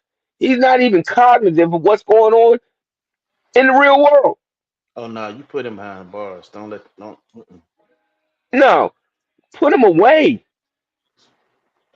Send Oh him to wait. an institution, man. Send him to an old Oh, folks home, a retirement home, and put extra security on him. There's no sense in putting him in anybody's jail or penitentiary. It doesn't make but sense. he was sitting a federal. He was still Cadillac and chill. Brother, don't you dare send him to a federal good. My taxpayer dollars pay for that. I'm not paying for him to continue to eat. Yeah. Well, that's what they doing with that Maglin chick or what's her name? The chick Yeah, that Epstein's girlfriend. yeah, That's what she's doing. She's able to walk her dog and do all yeah, kind of little sweet little things around there, yeah, man. yeah. Well, Yeah, she's able to you do all know, of that. And I'm okay with that because I'm not necessarily paying for that. She's in the Fed. Eh, she kind of in the Yeah. Fed. No, sir. They moved her to Central Texas, sir. Is that Yeah. right? So when they let Yeah. you That have was, dogs, what's that, an emotional support animal? I don't know, bro, but we Because paying if for that's the case, I'm finna go get locked up on some charges right now. I'm gonna go buy me a key and go walk into the police station and put it in the front it. and put it right up on the counter. Like, man, look what I done done. And me and my boy George, we gonna go down the Fed. Why not, man? Shoot, they got it good. They get nice Not yet. Now reviews, you already assigned an accomplice. It's crazy. huh? No, that's my emotional support. And George is my dog. Oh, okay. My bad. My bad. 'Cause That's my dude. That's my dude, George. That's my uh, me and I'm him like, gonna lay up for a few years, man. What you the talking heck? Kick our feet up. about doing Hey, look, something and having an accomplice. That ain't normal. no, man, no. Hey, nah, that shucks, man. I have been in the feds, is why I'm telling you this. I've actually had to serve some time down USP Atlanta, man, and I'm telling you, aside from when it finally got locked down because they sent a bunch of dudes from DC up there, and you got figures down in Atlanta, down Georgia, you still got some old boy network down there. And one of them old boys said the wrong thing to one of them DC brothers. Leave it to a DC brother and get him in the bathroom and end him. And so, he unlifed one of the marshals down there, and we ended up 6 months on lockdown. That's but when we weren't on lockdown, it was the best place in Yeah. the world to be if you ain't had nothing else to do in life. I got paid. Got me a nice paid job working on as a barber. And I go out and I work out. They threw tennis balls with all kind of stuff over it. I smoked well. I had the munchies every night. It's right in the Yeah. hood. When I tell you USP Atlanta is the hood where the back fence is for USP Atlanta, they got a project right there. They throw tennis balls over the fence, man. They try to clear the courtyard, clear the yard or before the guys come out there. You can't do it. It's too many balls. Hey, scoring update. Atlanta Dream wins in a nail biter seems 82 to 81. Uh-oh. Um, It's yeah, fairly close. yeah. Now I got a question Against based the on something Wings. that was being Good, said earlier. a good team against the Wings Mm. Yeah, yeah. I on now the have a road. question. I now have a question. Since you brought that up, I'm gonna get back here. I gotta do it. Yes, yes, sir. I say 100%, 100% that between I want to say 2008 and 2013, maybe a little long, LeBron James was probably one of the premier defensive players in the league. In fact, he was second in defensive player of the year voting twice. He was an elite defender. No, Now he is a when I feel like I'm going to defend you, I'm gonna save my energy for offense. Yeah, dude. no, I But don't see before that. that point in time, so nobody sees that. No, Okay. no, I don't Then see let's that. get some facts behind it then. Don't just say you don't see it. Show me where he wasn't. Let's Give me some facts. Well, before we go there, let's move in our next segment. When we talking about what the Bleacher Report has done, and we get in the vein of as we get in the vein of NBA defense. Well, let's get in the vein of that of what the Bleacher Report has put out and some of the travesty that it has done on this evening. Mhm. This is your segment, Deacon Ace. Speak on that. What you so Bleacher Report came out with this top 100 best defenders of all time, and there's a list. You have Bill Russell number one.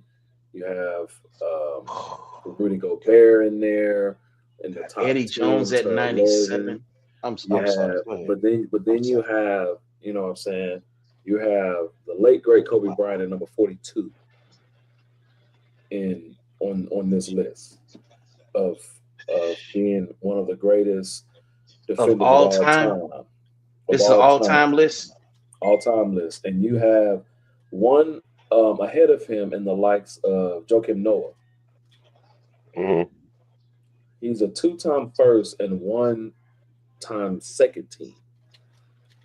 Kobe Bryant. Let's just put that out there first. Kobe Bryant is a 9-time first team and 3-time second team. So that means he's a 12-time defensive team. All time on defense. 12. He has Joakim Noah at 41 with only 3. Walt Frazier with 7, all of them being first. Andrew Karolinko, who was a fairly decent and really good defender, but he only has 3.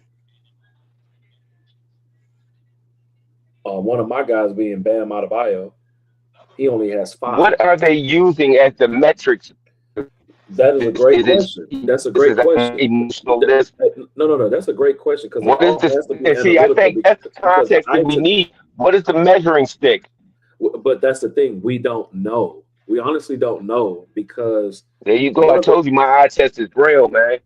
No. The reason why I'm saying that we honestly don't know because Bill Russell is number 1, and he's argued to be the greatest defensive player of all time. Although the defensive player award nor defensive first team and so on and so forth. None of that stuff was. They didn't have that back then. It wasn't tracked until 1969 itself. But he's the quintessential number 1. You have Tim Duncan at number 2. You got Alex Caruso at 75, bro. But you have Tim Duncan at number 2, who's one of my favorite players of all time. But Tim Duncan as well don't have a defensive player of the year or anything like that. However, he was in first team. He was first team 8 times, 7-time second team. So that means he has 15 to Kobe's 12. So I can see why he's ahead of Kobe. If we're doing it based off of that. So here's the KG has 12. KG has 12 with the. You say they have Wilt. You say they have Wilt at number 1. No. They have Bill Russell. No, they have Russell at number 1. Wilt is like number 18. And I think that's crazy too. But okay. Hakeem Olajuwon is a 5-time first and a 4-time second team. But of course, he has Defensive Player of the Year awards himself. So here it is. Here's the criteria. I got the criteria. Okay, lace us up on it. To determine the best to ever do it, Bleacher Report's NBA writers and editors convened for a staff vote. Voters were instructed to consider advanced metrics, traditional production, all defensive and defensive player of the year accolades, peak dominance, longevity, and the good old-fashioned eye test. Okay, but that can't be true because Tim Duncan is number 2 on this list, and he doesn't have a Defensive Player of the Year award either. I'm not debating whether or not what you say. I understand 100. I think it's a there's a fallacy in the list. I'm in agreement with you. Right. Okay. But I'm just telling you, this is what they used. This is what they're saying they used to measure this, and so. You have a bunch of different people, and it sounds like the eye test is where everything went blind because they started picking according to who they felt their favorite was, as opposed to those other. Which I didn't see any. 16 and only has 11 defensive teams total. I like to just look at the top 10 because we've already seen with Kobe. You told us with Kobe, you got Draymond over Kobe. At 10, you got Gobert over Kobe. They have Wilt over Kobe, and he only has 2 first teams. Who, Wilt? Wilt is number 18 on this list. And he only Wilt can be higher than that because we understand that a lot of those accolades and awards weren't there when Wilt was playing, man. Wilt was a dominating force on defense. Number 19, and he only has 5 all defensive teams in his entire career. They got Scottie Pippen at 8. Dennis Rodman at 7. 8. Dennis Rodman is 7. 42. Which is why I said Mutombo is 6. Definitely flawed because there is no way you have subpar. They got Ben Wallace at 5. Have no defensive player of the years in there. Yeah, Ben Wallace at 5. Olajuwon at 4. Kevin Garnett at 3. They got Tim Duncan at 2, which I ain't completely bad about, but I do think he should be further down because there's some legacy players that have been But they missing. have Bill LeBron at Russell at 1, 22. and I argue Bill Russell at 1. I just he got one first team, no second team. But I just but remember they started tracking it in 1969. So that I was different. understand again. Understand But this. check this out. They Here's have the thing, LeBron at though. 22 You're right though. about the tracking it when they started tracking it. But what we have now is the ability to go back and look at the statistical data of all of those players that came before and put it through the advanced metrics that we have today and come out with something that ain't going to show that he's the number one defensive player ever. My thing is LeBron is at number 22. Well, he's a little over 20 places higher than he's what 26 over Kobe. He ahead of Tony That's Allen. crazy. I would Elijah not do. one Where's being Michael Jordan? Where's Michael Jordan on this He's list? 15 or 16. I just looked at it. Elijah Okay. one has 15. two He's 15. defensive player. Elijah one has So two this is a defensive faulty player list of the that the Bleacher years. Report has put out. I don't think this had anything to do with the advanced metrics that they're talking about, except for when it comes to the newer players. It's I all think this had popular. To me, it's everything to all do with popularity. It's all its popularity. popularity and eye test. This is the eye test that they had. What's the age range of these people? And at the end of the day, if you had them all vote, Yeah. how did the vote come out? Because I guarantee you, everybody's number one was not Bill. I guarantee you that. I don't. It had to be. It had to be. If No, they it put it couldn't have out, been. it had to No, it be. couldn't have been. I It think had that to be. whoever put the report out ultimately just put the hell his list out there and didn't think about nobody No, else. I'm gonna tell you this. Since Kobe's passing, There's you've been having individuals being very bold and very disrespectful to his very legacy. disrespectful. Very disrespectful. There is no I way don't- there is no stretch of the imagination. We're gonna sit here and say Chris Paul and Jason Kidd are better defenders than Kobe Bryant. We're not even gonna do that. And it don't No. take away from their And greatness. you're not going to tell It me don't take away from their greatness. Don't get me wrong. It don't take away And from it's- their greatness. as We're good not as gonna sit- Bill we're not gonna Russell sit here and say was, Andre he was Iguodala is not a better defender. defender than Wilt Chamberlain. Who? He was not a better defender than Wilt Chamberlain. He was a great defender, don't get me wrong, but he was not better than The Wilt. metrics show differently. I don't know about that. The metrics show differently based on what we're talking about. If I have 12 and you only have 2, clearly I've been a better defender than you in a longer span of my career. Bro, That's I'm looking what at this. rings? You talking about rings? No, If I got no. what? If What I, do we- no. The rings don't come into play when we're talking about all defensive team. That's a regular season. No. I'm talking about Wilt. First of all, they didn't have all defensive teams back then. Once again, But if you go back and look at the statistics that Wilt, I agree Yeah, with you. But if Bill Russell was number 1 and Wilt was number 18, defensively he wasn't stopping too many people. That's crazy to think. For Bill Russell not to be an offensive player, yeah. that has to say Bill Russell something. was a great. I'm not taking anything away from him defensively. I'm just saying I've watched games with the two of them against each other, man, and I've watched games that had Wilt and man. Come on, man. Wilt was Man, hey, listen, throwing balls. Say Chris Paul, This Jason list Kidd, is Andre very- Iguodala, Drew Holiday. This list is very Come disrespectful. on, man. We can't sit. This I'm is not even a saying Bam is a dysfunctional better list. defender than Kobe, man. Like we can't do this. We can't. This is straight This is cynical, disrespectful. bro. Honestly, I feel like they just took 99 names, put them inside of one of those big balls that you use for bingo, and Just reached pick in and random. started grabbing and started picking. Okay, that was good. That's 99. All right, on to the next one. Who's next? And it just so happened that Bill was at the end of the list. I can't go with this list. I can't.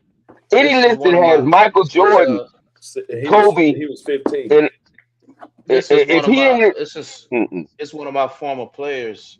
He's actually going to be inducted to the Hall of Fame They go, on the K. 15th Reed. of August. Yeah, K. Reed, Keyshawn Reed, Yeah. Nah, you sure right. You're sure right, K. Reed. and then He I agree. He always took his matchup. I agree with this assessment too. I agree with that assessment as well. Meaning KG There's being no number way 2. KG. No, bro. You don't put KG above Keem Olajuwon. Right? Hell no, no way. You don't put him above Kareem. He has the all-time leading in blocks in the NBA. He's not above Kareem, Wilt, Yeah. none of these people, man. Man, How look, about this? Where they put George Mikan?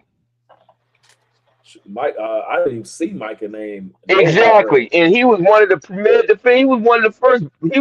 He was that big man that really started big men in the league. George Mikan is a legend, and Chicago Bulls, man, But Mark won Eaton was some on. Hey, rings. Mark Eaton was on that thing with averaging 4 blocks for his career. So I and Yeah, 3.5. So yeah, he had I'm two. not. I'm we not. I'm not debating He had that. we two. we got 34 minutes in this segment, man. But we're gonna let people know where they at.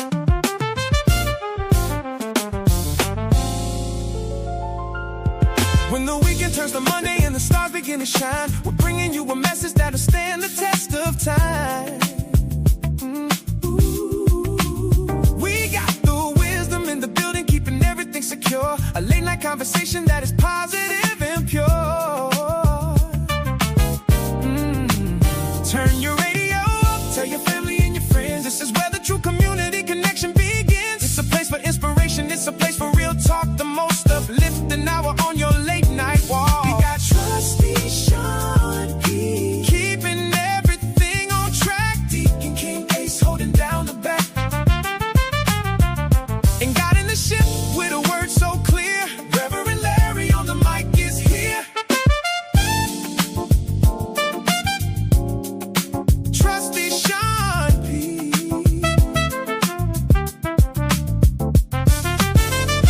Deacon King Ace and your host, Reverend Larry. The mic is live right now.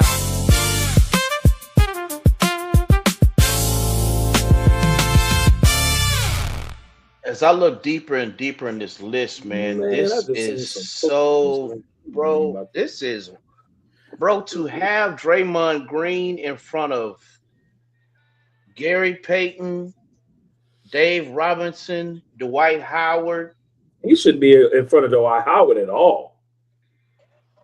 Kawhi Leonard, At all. bro. This is straight, man. Who put this list together, bro? And you got Jordan at 15. I think Jordan should be at least 10. Yeah, again, like I said, I'm down with the fact that this man. They just forget about certain people, man. They disrespect Kobe. You disrespect George Mikan, man. You got Giannis at 17. He's too high. Like, I think they wanted to. Marc Gasol has only a second, all defensive second team with a defensive player of the year award, and he is number 48. That is 6 spots behind Kobe, who has 12 non-first teams and 3 seconds. All right, I'm done with it. I'm done with it. I just don't. Yeah. I'm done with it. Anthony Davis, 19. That's too high. Kobe disrespect is way over the top for me. Alonzo Mourning at 20. I'm sorry, but I fear Alonzo Mourning before I fear Draymond Green. And yeah, I know Vince Carter Exactly. dunked. You're 100% right about that. And I know Vince Carter dunked on him, but so Harden dunked on Draymond, but that wasn't no tall feat. Patrick Ewing is number 46, and he only has 3 second teams. That's 4 spots behind Kobe. Once again, he has 12. Kobe has 12 of them. Oh, this is LeBron at 22 is wow. And he only has 5 or 6 of them. This is absurd. Yeah, Look, man, I told y'all how they made that list. Man. You can kill all of this stuff about the advanced metrics they use. What they did is they put their names on ping pong balls, put them in this big round circle, just rolled it around and just started picking them out. That's what they did. I don't care what nobody says. So because we're gonna do. Because that's the eye test. This is what we're gonna do. Y'all pick your top 24 players from this list. Top 24. God, that's too many. That's too many. Way too many. Hold on. I just want the top one. I want the top 5. Listen.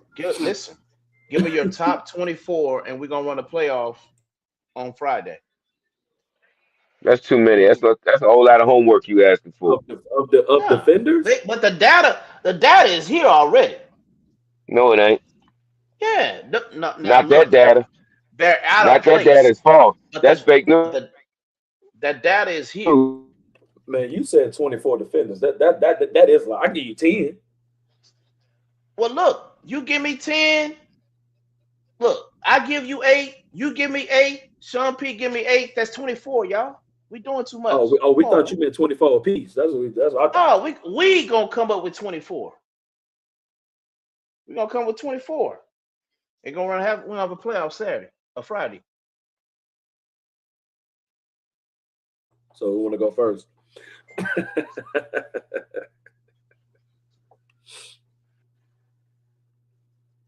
I guess I'll go first.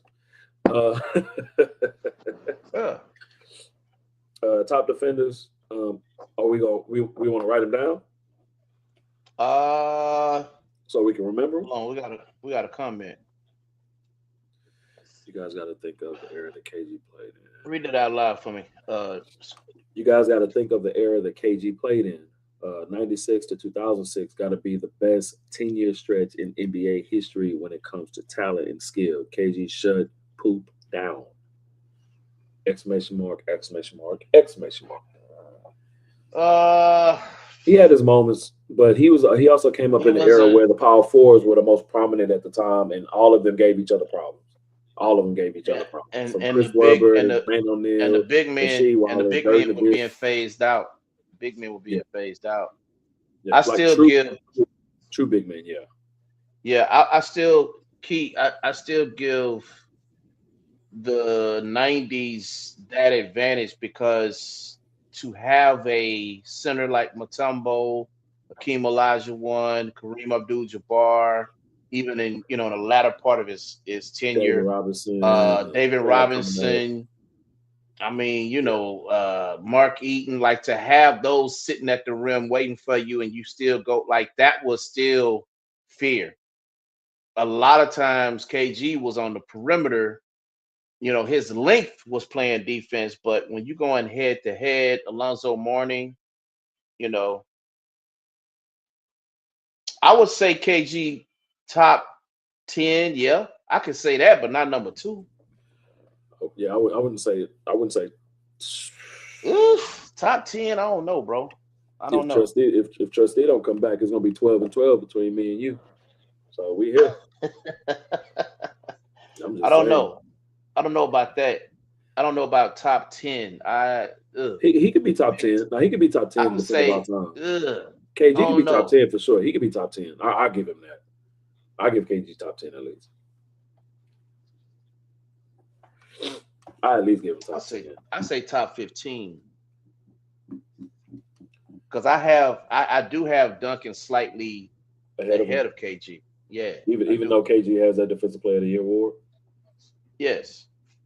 I mean, he is only a 9 first and 3 second, while Tim Duncan is a 8 first and 7 second. What's going on, Tim? Blessings to you this evening, good brother. What's up, Tim? Tim, what's up, man? All right, man. I give you my 12. I give you my 12, and then you can give your 12 as long as we don't have the same 12. And I can type them in the side chat if you want. Yeah. Do that. I'll type. Okay, so here's my thing, bro. Let me just say this, okay? I got, in no particular order, I got Kobe, I got Olajuwon, I have David Robinson, and these are all in front of KG. Key. These are all in front of KG. I have Olajuwon, I have Kobe, I have Jordan, I have David Robinson, I have Tim Duncan. I do have Mutombo. I have Shaquille O'Neal.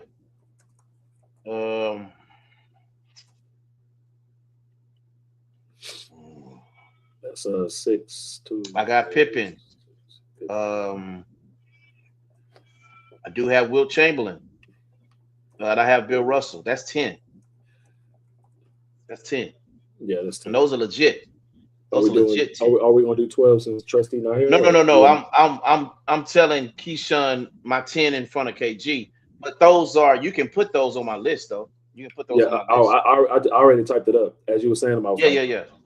So you need 2 more. Yeah, we do 12. I would put KG and I put Kawhi in there. Kawhi. All right, you about to see it on the side chat. I got it. I'll create these brackets. All right, and I'll do mine right now. I don't know what I'm Sean P. But the only thing is we're not picking the same ones, are no, because we need the parity. Yeah. You took some of mine. My bad. Nah, you good. Hold on, I'm gonna send it to you.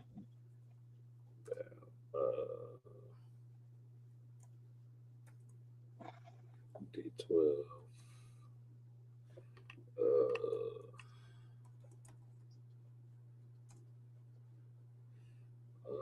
2, 3, 4, 5.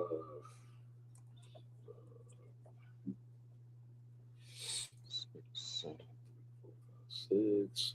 Man, these defenders. Yeah. Hey, here you go, Keith. That's my list. That's my 10 in front of KG. And then I will put KG and Kawhi, and that'll finish out my 12.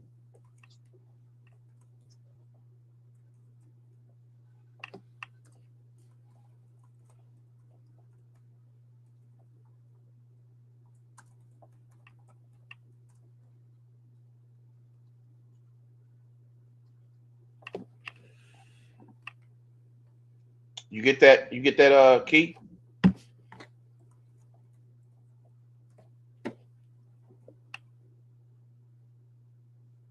Hold on, it might be on the other platform. So let me put it in late night talk.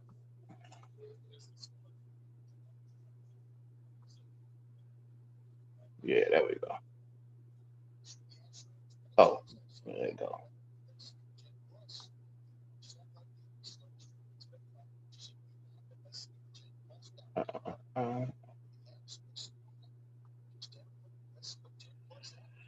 That's my list before KG.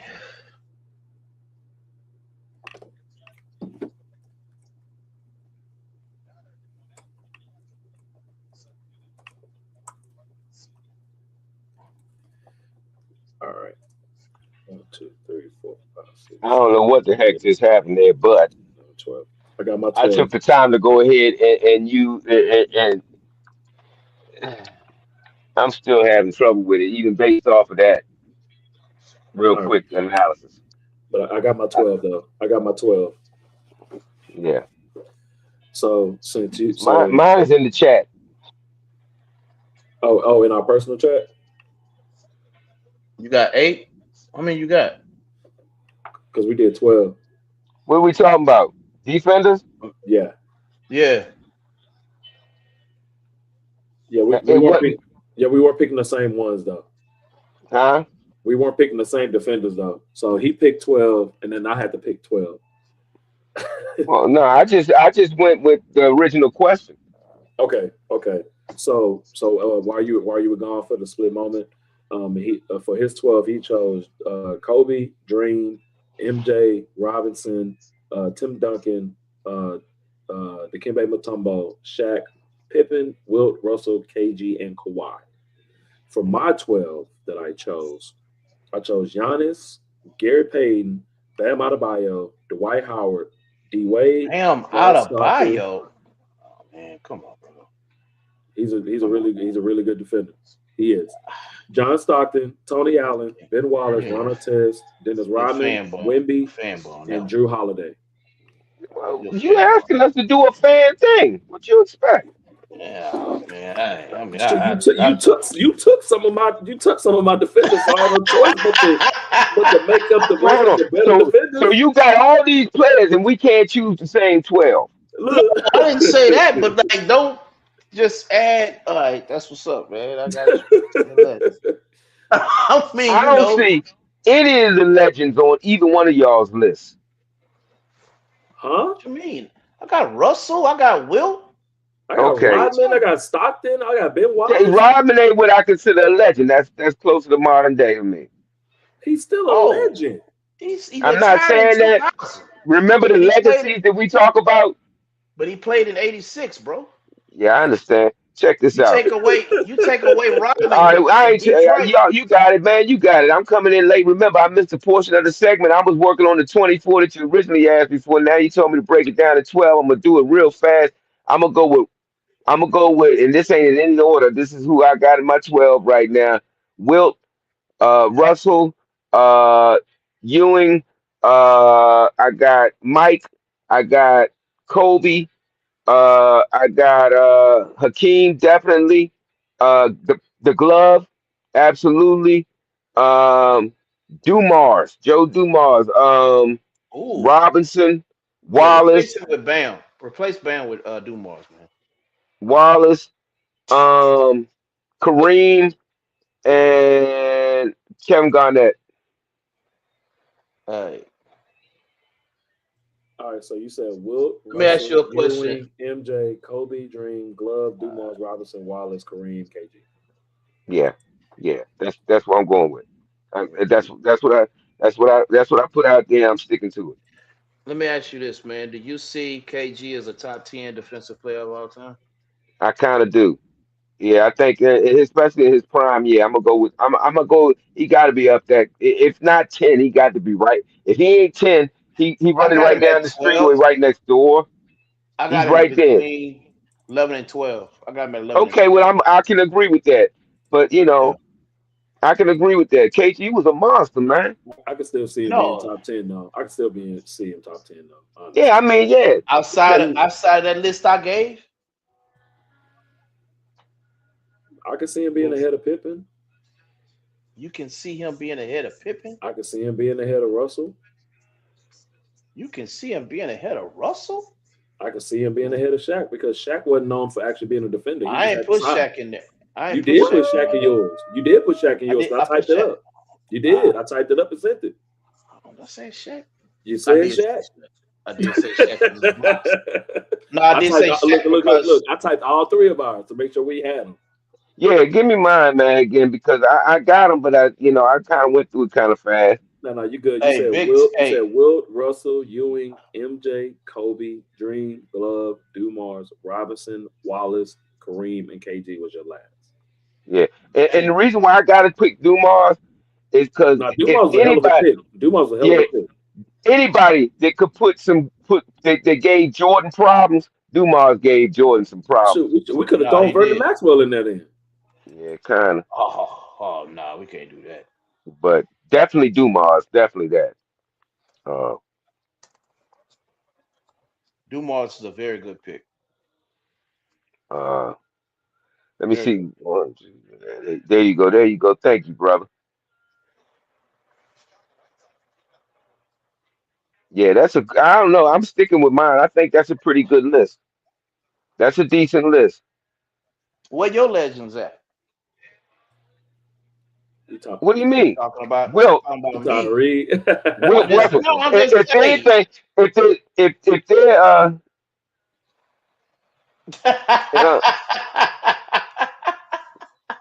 I understand that, bro. I hear you talking. There was Man, only a few. hey, There was you only a know few what? defenders that ever gave Jordan really the I blues when it came down to it, I and Dumars happened to be one of them. Uh, uh, I have to disagree okay. because Dumars wasn't like that. Honestly, Dumars was the only one on that team that had the rightful respect for him. Right, right, Exactly. right. And Exactly. he Exactly. wasn't handling Jordan like that. It was Dumars said that was the one thing Mahorn. that's the one thing I didn't do was upset him and disrespect him. That was a talk trash. Yeah, yeah. Hey, That's he had some respect for the man, but he did. hey, And I ain't saying couldn't nobody lock him down. Nobody could lock the man down. That. Uh oh. You know, that was not happening. You're not locking Jordan down, but you know, if you can deter him, you can deter him. Show us up, K. Reed. Show us up, man. What's your list? What's your list, K? What's your list, man? And see, the only reason I put other guys in there because Trustee, when you were gone, Yeah, Rev had picked this list, and I was like, are we doing like dual picks, or are we picking like other defenders, and then we'll work it out later? He's gotcha. like, yeah, we're gonna pick different defenders. I'm like, all right, cool. So I had no choice but to pick other guys. Right. If I had one, and it's hard for me because right on the edge of that, man, I can't even take one of these guys off. I want to add George Mike into this because I understand, man, they changed the way rules were made for people like George Mike and Will Chamberlain. But the reason why we got goaltending rules was because of George Mikan. Man, he was tearing everybody's butt off the frame, and not only that, he won scoring titles like 5 years or something like that. When he was, but that's the beginning of the league too. I try to take that into consideration. But George Mikan was a beast. But if you give Russell props, like you would have to, you know what I'm saying? You gotta get. I gotta give Mike. I gotta put Mike. I gotta put Mike. I don't know who I want to take off though because my list is kind of strong as far as I'm concerned. All I know is Bleacher Report gave us a really list. They Bleacher Report. I don't know what they used to. I understand what they said they used, but it doesn't add up. I don't see it. It doesn't add up. It don't add up. It does not add up. I know what they said, but it's not adding up in any way, shape, or form. The only thing that they can definitely say is that maybe they went by defensive win shares, and that's how they did it at the end of the day. I don't see that. Yeah, I do because Bill Russell is definitely number one with defensive win shares. The reason I say I don't agree with that is because why would you have Draymond Green so high? He doesn't have defensive win shares. He does. He does. Absolutely, he does. He actually does. You got to check. As much as we don't want to give him credit for it, he actually does. And the eye test is not as appealing to see. Draymond Green, he does his job. I'll say that. He does his job. Yeah. But I'm surprised, Rev, you didn't pick Dwight Howard. I didn't pick him either. Or Rodman on your list. I got feelings about that, it just, I'm not saying he wasn't Dwight Howard, a three-time defensive player of the year, 4, 5, 6 rebound champ, all type of stuff. So I'm surprised he ain't on my list. I don't give a damn. And I'm surprised you didn't pick Alonzo Mourning. Like I'm surprised you didn't pick none of them. He ain't on my list either, man. No, I wouldn't put Alonzo on there. Not to what we're doing, because I see people what I wanted to do is create a playoff where I see people it's gonna be tough to beat. It's not gonna be a wash. See, we put Draymond Green out there, bro. There's 12 people on this list in a 12 game series. That's a 12-game sweep.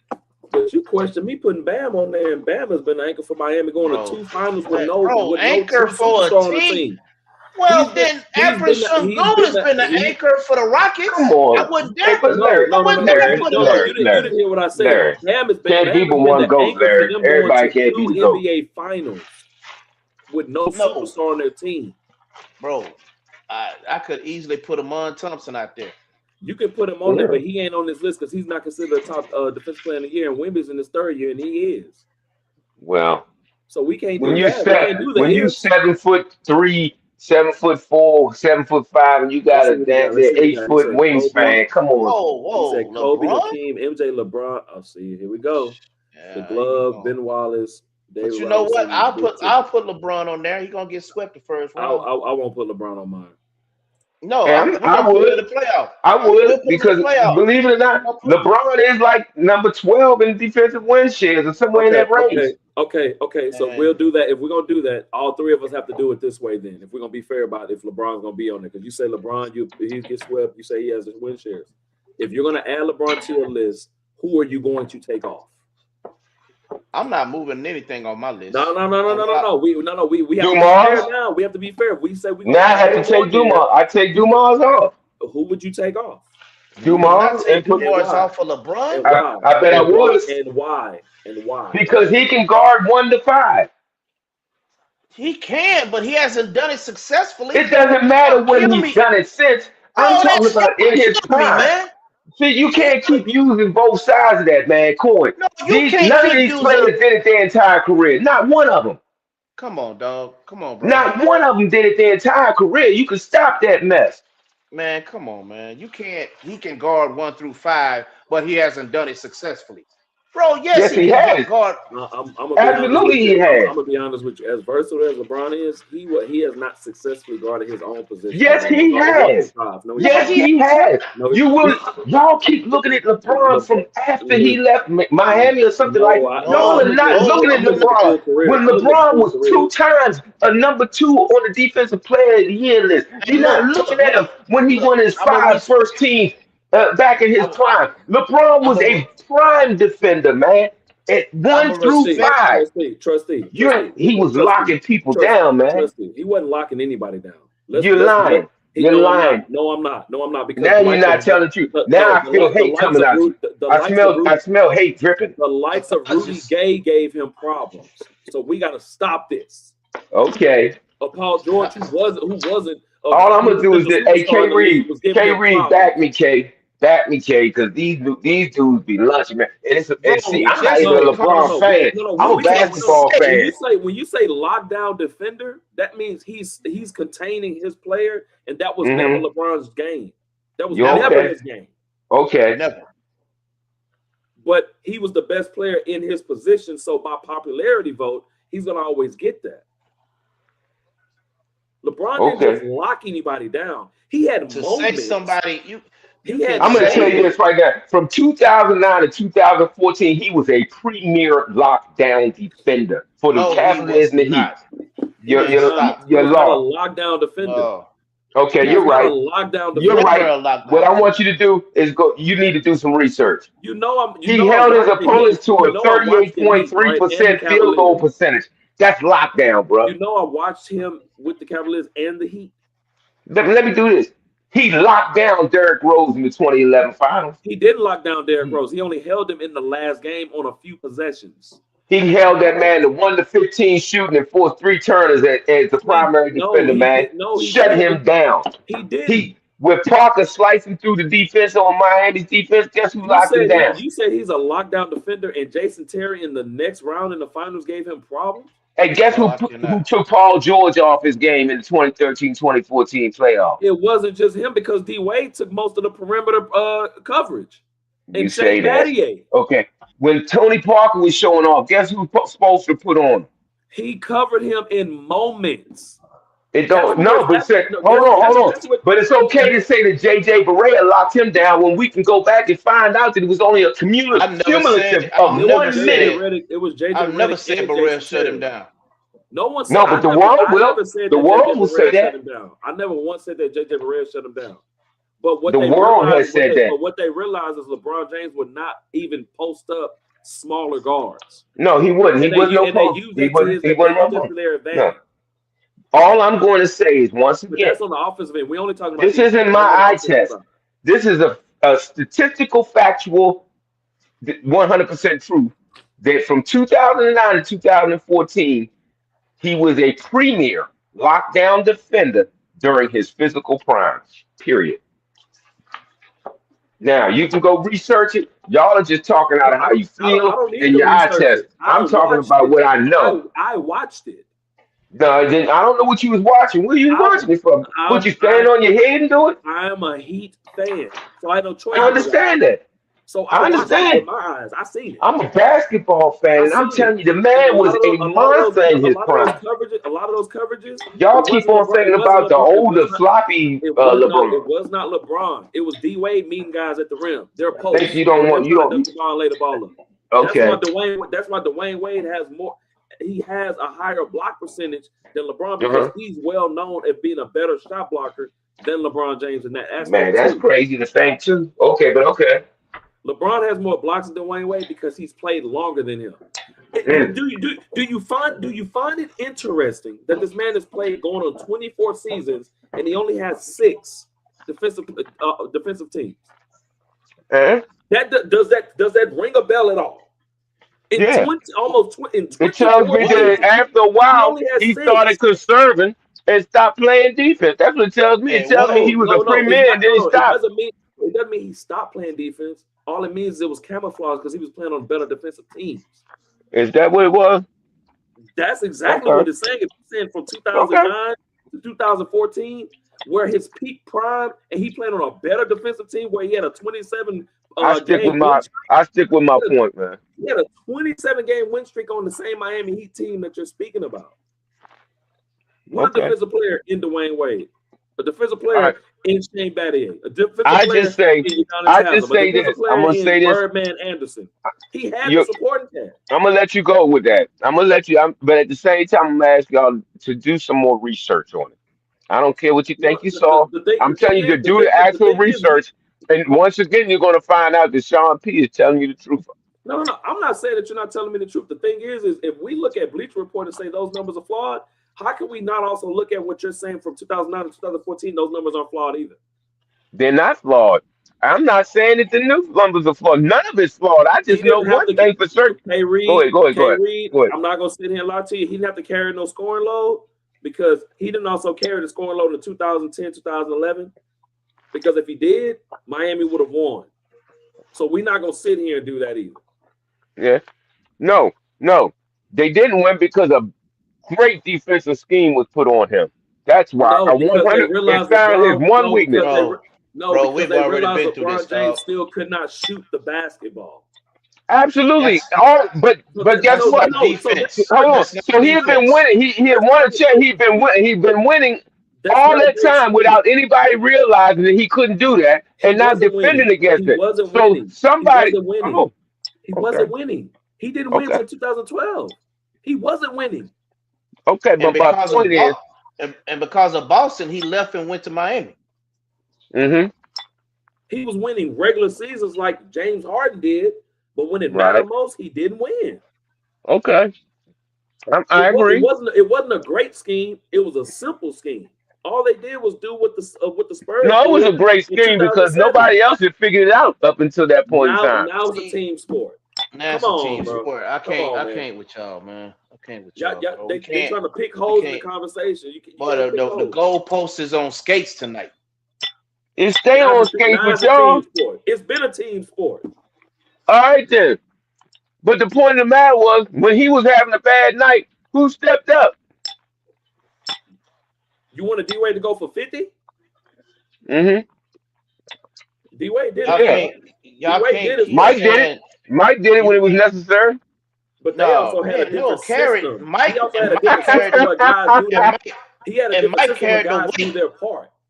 Mike carried the weight of the team for scoring, dog. Yeah. White did it. Kobe did it when it was necessary.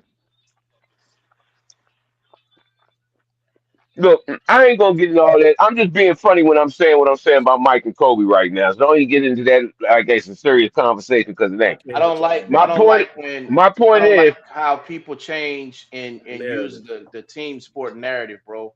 We all know it's a team sport. It's been a team sport. But when they win, LeBron James is the reason they won. When they lose, check this out. Check this out, Ace. Check that out. We done already debunked all that, bro. We already debunked all that. We debunked all of that. He didn't play with a janitorial staff or substitute teachers. You on some foolery if you believe that. 2005, he played with an all-star. He played with another all-star in Larry Hughes. He played with another all-star in. We debunked all that. You don't win 60. You don't win 60. You don't win 60. Had two 60-win seasons back to back. You gonna sit here go Sean. Here goes Sean P. co-signing. Man, come on, bro. You gotta be co-signing, bro. I can't with y'all, man. You don't have 60-win teams with janitorials and janitorial offices. You do when you got the dude who is probably maybe the third to fourth best player that's ever played in the league, man. You do. You get 60 wins out of him because he dragged them on their back. He did drag them on his back. Y'all gotta quit, dog. Okay, so he dragged them. What happened in Miami his first year? No, let's go. Number one. Hey, Rev, I really need to hear this. Number one. No. First year in Miami. No. He drug guys who couldn't do it. Ace, hold on. I'm gonna let you have that, but I'm gonna shoot you. I'm gonna give you this alley right here. Okay. And you and I have already talked about it. And they always say that team, that 2017 was filled with janitorial staff and two substitute teachers, right? You are not beating the Detroit Pistons with the janitorial staff and two substitute teachers. You're not doing that. Hey, you do when you got. I'm gonna be honest with you. You do when you got LeBron James. No. They beat that Detroit Pistons team, and Ben Wallace wasn't even playing. Right. The paint was open. Right. Wide open. So and Booby was going off. So he did what he was supposed to do. Daniel Booby Gibson closed out the series with 31. We forget Booby went off, bro. Yeah, he did. Come on, man. So Julius Ilgauskas, Anderson Varejao, and Daniel Marshall, all three of them had a double-double in a game when LeBron didn't shoot well. And they still won. Yeah. I shot 50 shots. But oh, hey, Key, man, come on, man. Come on, Key. Hey, Key, did you go see the website, man, and see where you stand on the all-time stat list? Have you gone by that yet? He said LeBron shot 50 shots a game. Hey, Booby Gibson went off against Detroit, bro. If it's look. In game you 6, ain't gotta Booby like Gibson closed out that series in game 6. If it wasn't for Booby Gibson out with that 29 points straight. If it wasn't for Booby, dog, it wouldn't have been no 2007 finals, bro. It would have been Detroit in that thing, man. Say what you want. But that further explains he don't know basketball if he don't really know what Booby Gibson meant to that team. Nah, he know basketball. He's just a fanboy right now. Hey, fanboys even game 6. being a fanboy, you don't understand basketball. You gotta understand basketball to know Booby Gibson meant something when LeBron was very inefficient in that playoff run. Inefficient. Very. Yeah. Because against the Spurs, all they did was say, let him shoot. Come on. Oh, you said the numbers are flawed? No, the numbers ain't flawed. The numbers are there's no doubt. Booby had a game. He's talking about on the website. Yeah. About the website. I'm just saying, you got to figure that Booby came off the bench in game 6, man. He did. He threw up 31 with 5 of 5 3-pointers, man. Yeah, because he had a hell of a game. Eric Snow was the point guard on the team. And you got to think about this. He had 19 of them points in the fourth quarter. So, he did his thing. And that it was a legendary 6-man, if you want to call it that. He had a good series, bro. He had a good – we talking about Detroit. He had a good that's what I'm talking about. That's what I'm talking about. But it was that game 6 that was a historic game 6. Yeah, that was a historic game 6. He must not know how many good games LeBron actually had in that Detroit Pistons series. I mean, we've been here before. LeBron shot poorly against Detroit. He had one really great game. He had game 5. Game 5 was a masterpiece.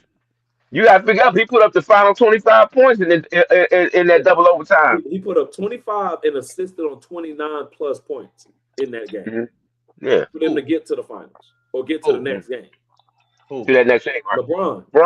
Oh, yeah. But LeBron did not shoot well in this. He actually didn't shoot well that whole playoff run. No, he didn't. Here's the thing. We've already determined that he can't shoot well. So why is it a surprise when he doesn't shoot well? It's his fans that got to realize. I'm just asking. It's his fans that got to realize how well he shoots and how well he don't. Most of his great shots and efficient shots are at the rim. The further he gets away from the rim, that percentage starts to go down astronomically. Well, it's crazy because there's a place between the rim that he has problems, but at the rim and the 3-point line, he's not that bad of a 3-point shooter in comparison. In comparison, he's really not. He's not that bad. That's not true at all. He's about damn average. He's about average. No, not on 3-point line. That's one of the things that hurt him against the Spurs because he kept shooting at 3 and he could not hit that. He could not hit that shot on a efficient basis. That's why Pop was like, and that's why everybody talking about, man, Pop sent 5 men after Bron. No, he did not. He said one thing: go under the pick. That's it, and let him shoot. That's I say it. he's. I say That's I say that. fundamentally, LeBron is an average 3-point shooter. Is what I'm getting at. Period. He's He's not. not he's not elite. He's not good. None of that stuff. He's average. On that 3-point line, he's average. 35% Uh, basically is average. longevity, dog. Do he really want? That Do he ain't no really want the? longevity. No, he 35% said from three what makes him point. a No. bad We talking about the question that Reed just asked. He said, "What makes him a bad shooter if he's the all-time leading scorer?" Kareem longevity. was the all-time leading scorer, and all his shots were mainly at the rim. That's the same thing for LeBron. Most of LeBron's shots are at the rim, and he shot over 2,000 more threes than Kareem to break his record. Mm-hmm. That's longevity. Okay, There's Longevity. all nothing right. more. There's nothing more. So longevity has to do with percentage. No, Because No. we're only talking about it's percentage being from one it's place. being the I'm best. just It's talking being about the from beyond the arc. From if you beyond are the arc, a he's a if you are 35% 3-point shooter. if That's you if average for the league. No. We you were just are if responding to you his are question. We were just responding I'm to yeah. his saying question. that he's an average 3-point shooter, but he sucks when it gets from 3 feet out to the 3-point line. He's not a great shooter. If y'all listening, he's not. It's something about that mid range that he has issues with. But get him 3 points, 3 feet and in. Oh, he's a monster. He's 50+%, maybe close to 60. You get him outside of that little range and put him beyond the arc. He's average 35%. So either he's doing nothing but working on his 3-point shot and dunks, and he's not working on his mid range game. Because what you're saying is he is 100% a horrible shooter, but he has an average 3-point shot, and he has an excellent 3 feet and in, and that's what keeps his average together. That's what keeps his His field goal 50%. percentage low. Yeah. Yeah, his field goal. So this is what I'm saying. He's an average 3-point shooter. He's not bad. What's his He percentage is a again? great. He's 35% from 3 point. That's average for the league. Inside of 3 feet, he's amazing. But 3 feet I out just to the I perimeter, just he's garbage. I just said I just said against San Antonio in 2007 in the finals, he shot his team out of Uh-huh. that win.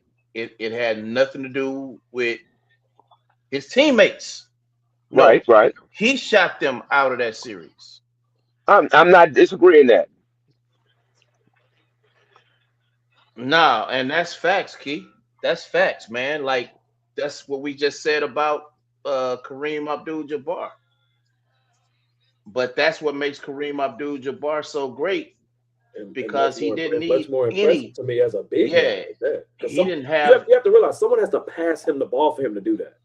Yeah, he didn't have LeBron any has the threes. ball already. Oh, Someone I has to don't know pass about that Kareem the also because ball. I'm gonna tell you something. Kareem was an athlete as well. Kareem bring the ball up. He didn't have to, but he would. But we have to realize the way the game was then. It was Yeah, it was inside. totally different. It was truly inside and out. Yeah, it Yeah, was. It It wasn't definitely was. your bigs weren't known for pushing the ball in transition and bringing the ball up themselves. It was get the rebound, you push it up, get down the court. We're gonna set up this let's half go. court Fill offense, your and then big lanes. get the ball and they score again. Everything was Well, based around the backcourt. I want to say well. really until I want not quite Mike, maybe Magic a little bit, but Mike was. I mean, Magic. That's yeah, kind of because you got to figure Well, the Lake Show. Bird was a Remember the Lake Show yeah, was get that ball and run. That's what the Lake Show. You yeah, fill your lanes, yeah, and yeah. if by chance we do a half court set, everything's running through a Kareem. So he Right. also only had 2 or 3 people who were his height in the league when he played.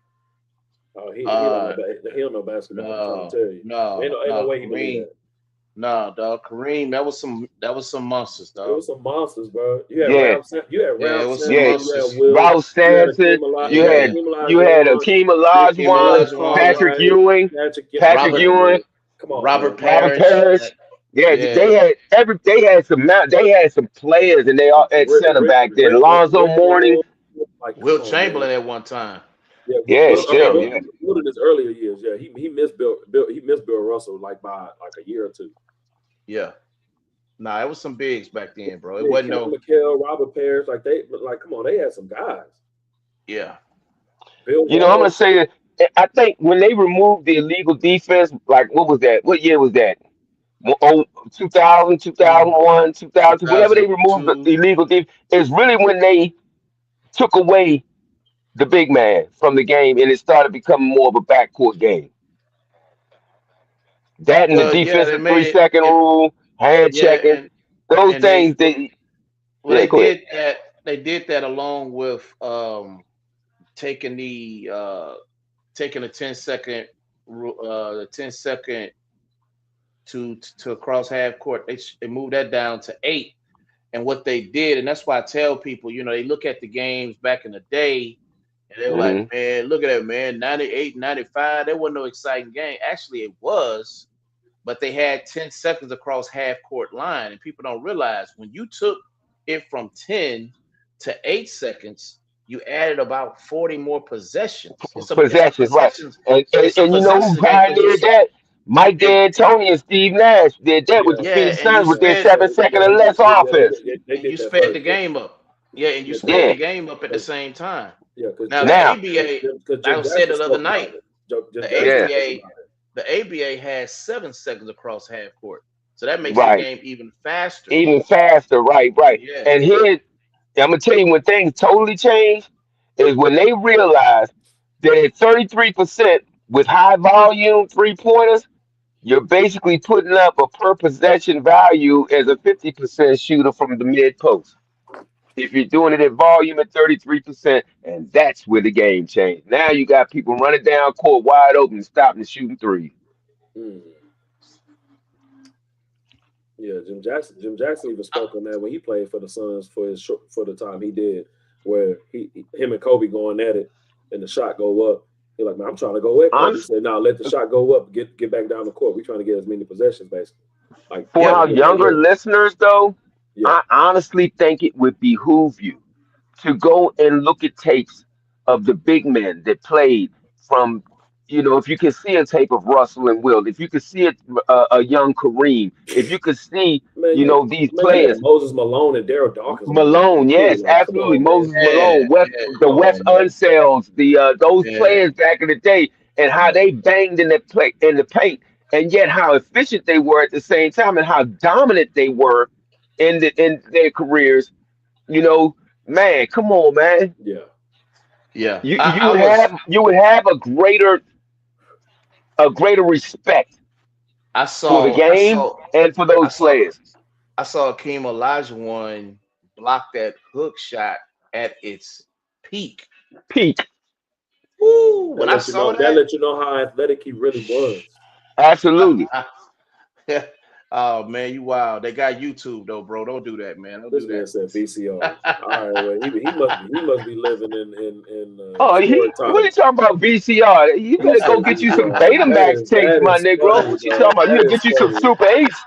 Get you some That Super 8s and some Betamax if you really want bro, to see something. bro, that is funny. He said VCR. Yeah, Yeah, man.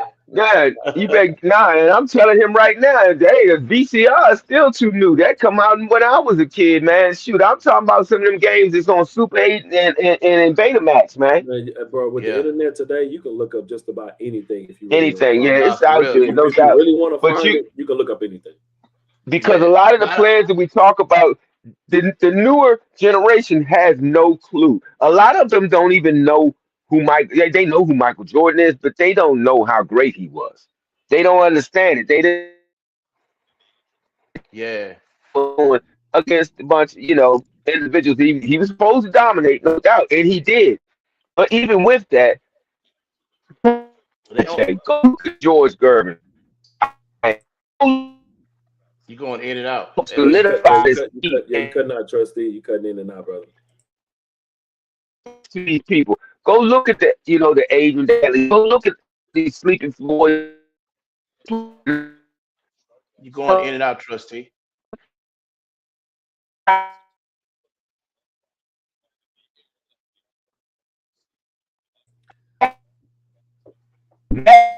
These dudes Oh man, he cut in line, real Yeah, bad. you bad, bro. explosive guys. He can't Hey, hear us. Trustee, you can't hear. Hey, so if y'all couldn't hear him, he was talking about the Adrian Danleys and the Vinny Microwave Johnson, Iceman George Gervin, David Thompson. You know what I'm saying? You gotta look at these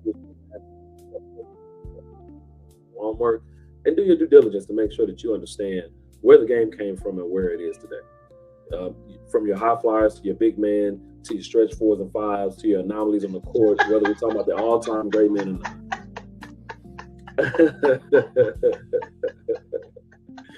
So, bro, he's been trolling us a little bit. We got you, Reed. But yeah, if for you younger listeners, man, Adrian Dantley was a beast. Whether you're not too sure of Mark where McGuire the game has come from, and do your homework. Do your homework. Don't think it's all just about Ja Morant, Anthony Edwards. These guys end up getting the history of the game from somewhere else too. You know what I'm saying? So be sure to do your own homework too, because the game has come from a great place and it's headed. We're aiming for it to continue to go to a great place. So look, what we're gonna have set up Friday is we're gonna do this defensive playoff. I have the bracket set, and it'll be a random. We'll randomly pick, and we'll see what's good. We're gonna go head to head, and there you go. Yeah, you was in and out on us, dog.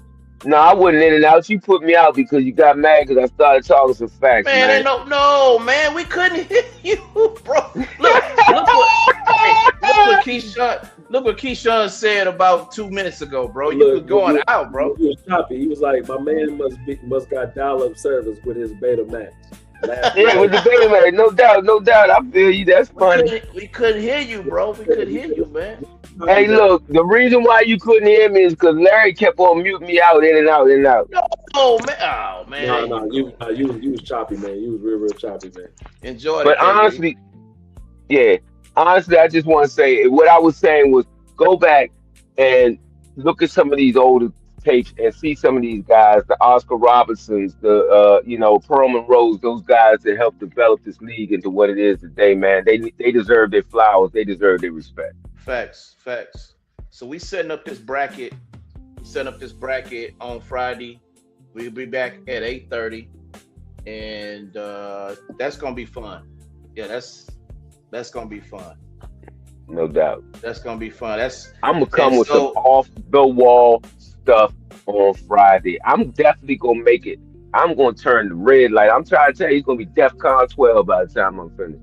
Oh, hey, I mean, we got. We talking about red light special TLC, bro. Man, I ain't talking about no red light. It's gonna be a green light. It'll probably be purple by the time I get y'all heated up. When the weekend turns to Monday and the stars begin to shine, we're bringing you a message that'll stand the test of time. We got the wisdom in the building, keeping everything secure. A late night conversation that is positive and pure. Turn your radio up, tell your family and your friends. This is where the true community connection begins. It's a place for inspiration, it's a place for real talk. The most uplifting hour on your late night walk. We got Trusty Sean P, keeping everything on track. Deacon King Ace holding down the back, and guiding the ship with a word so clear. Reverend Larry on the mic is here. Trusty Sean P,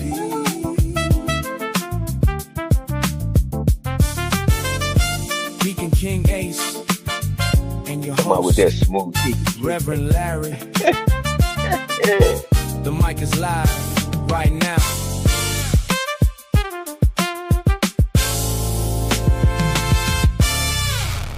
Hey, appreciate y'all coming through tonight. Yes, Grannies with BBLs is a thing. Y'all got to get with that. We see y'all on Friday.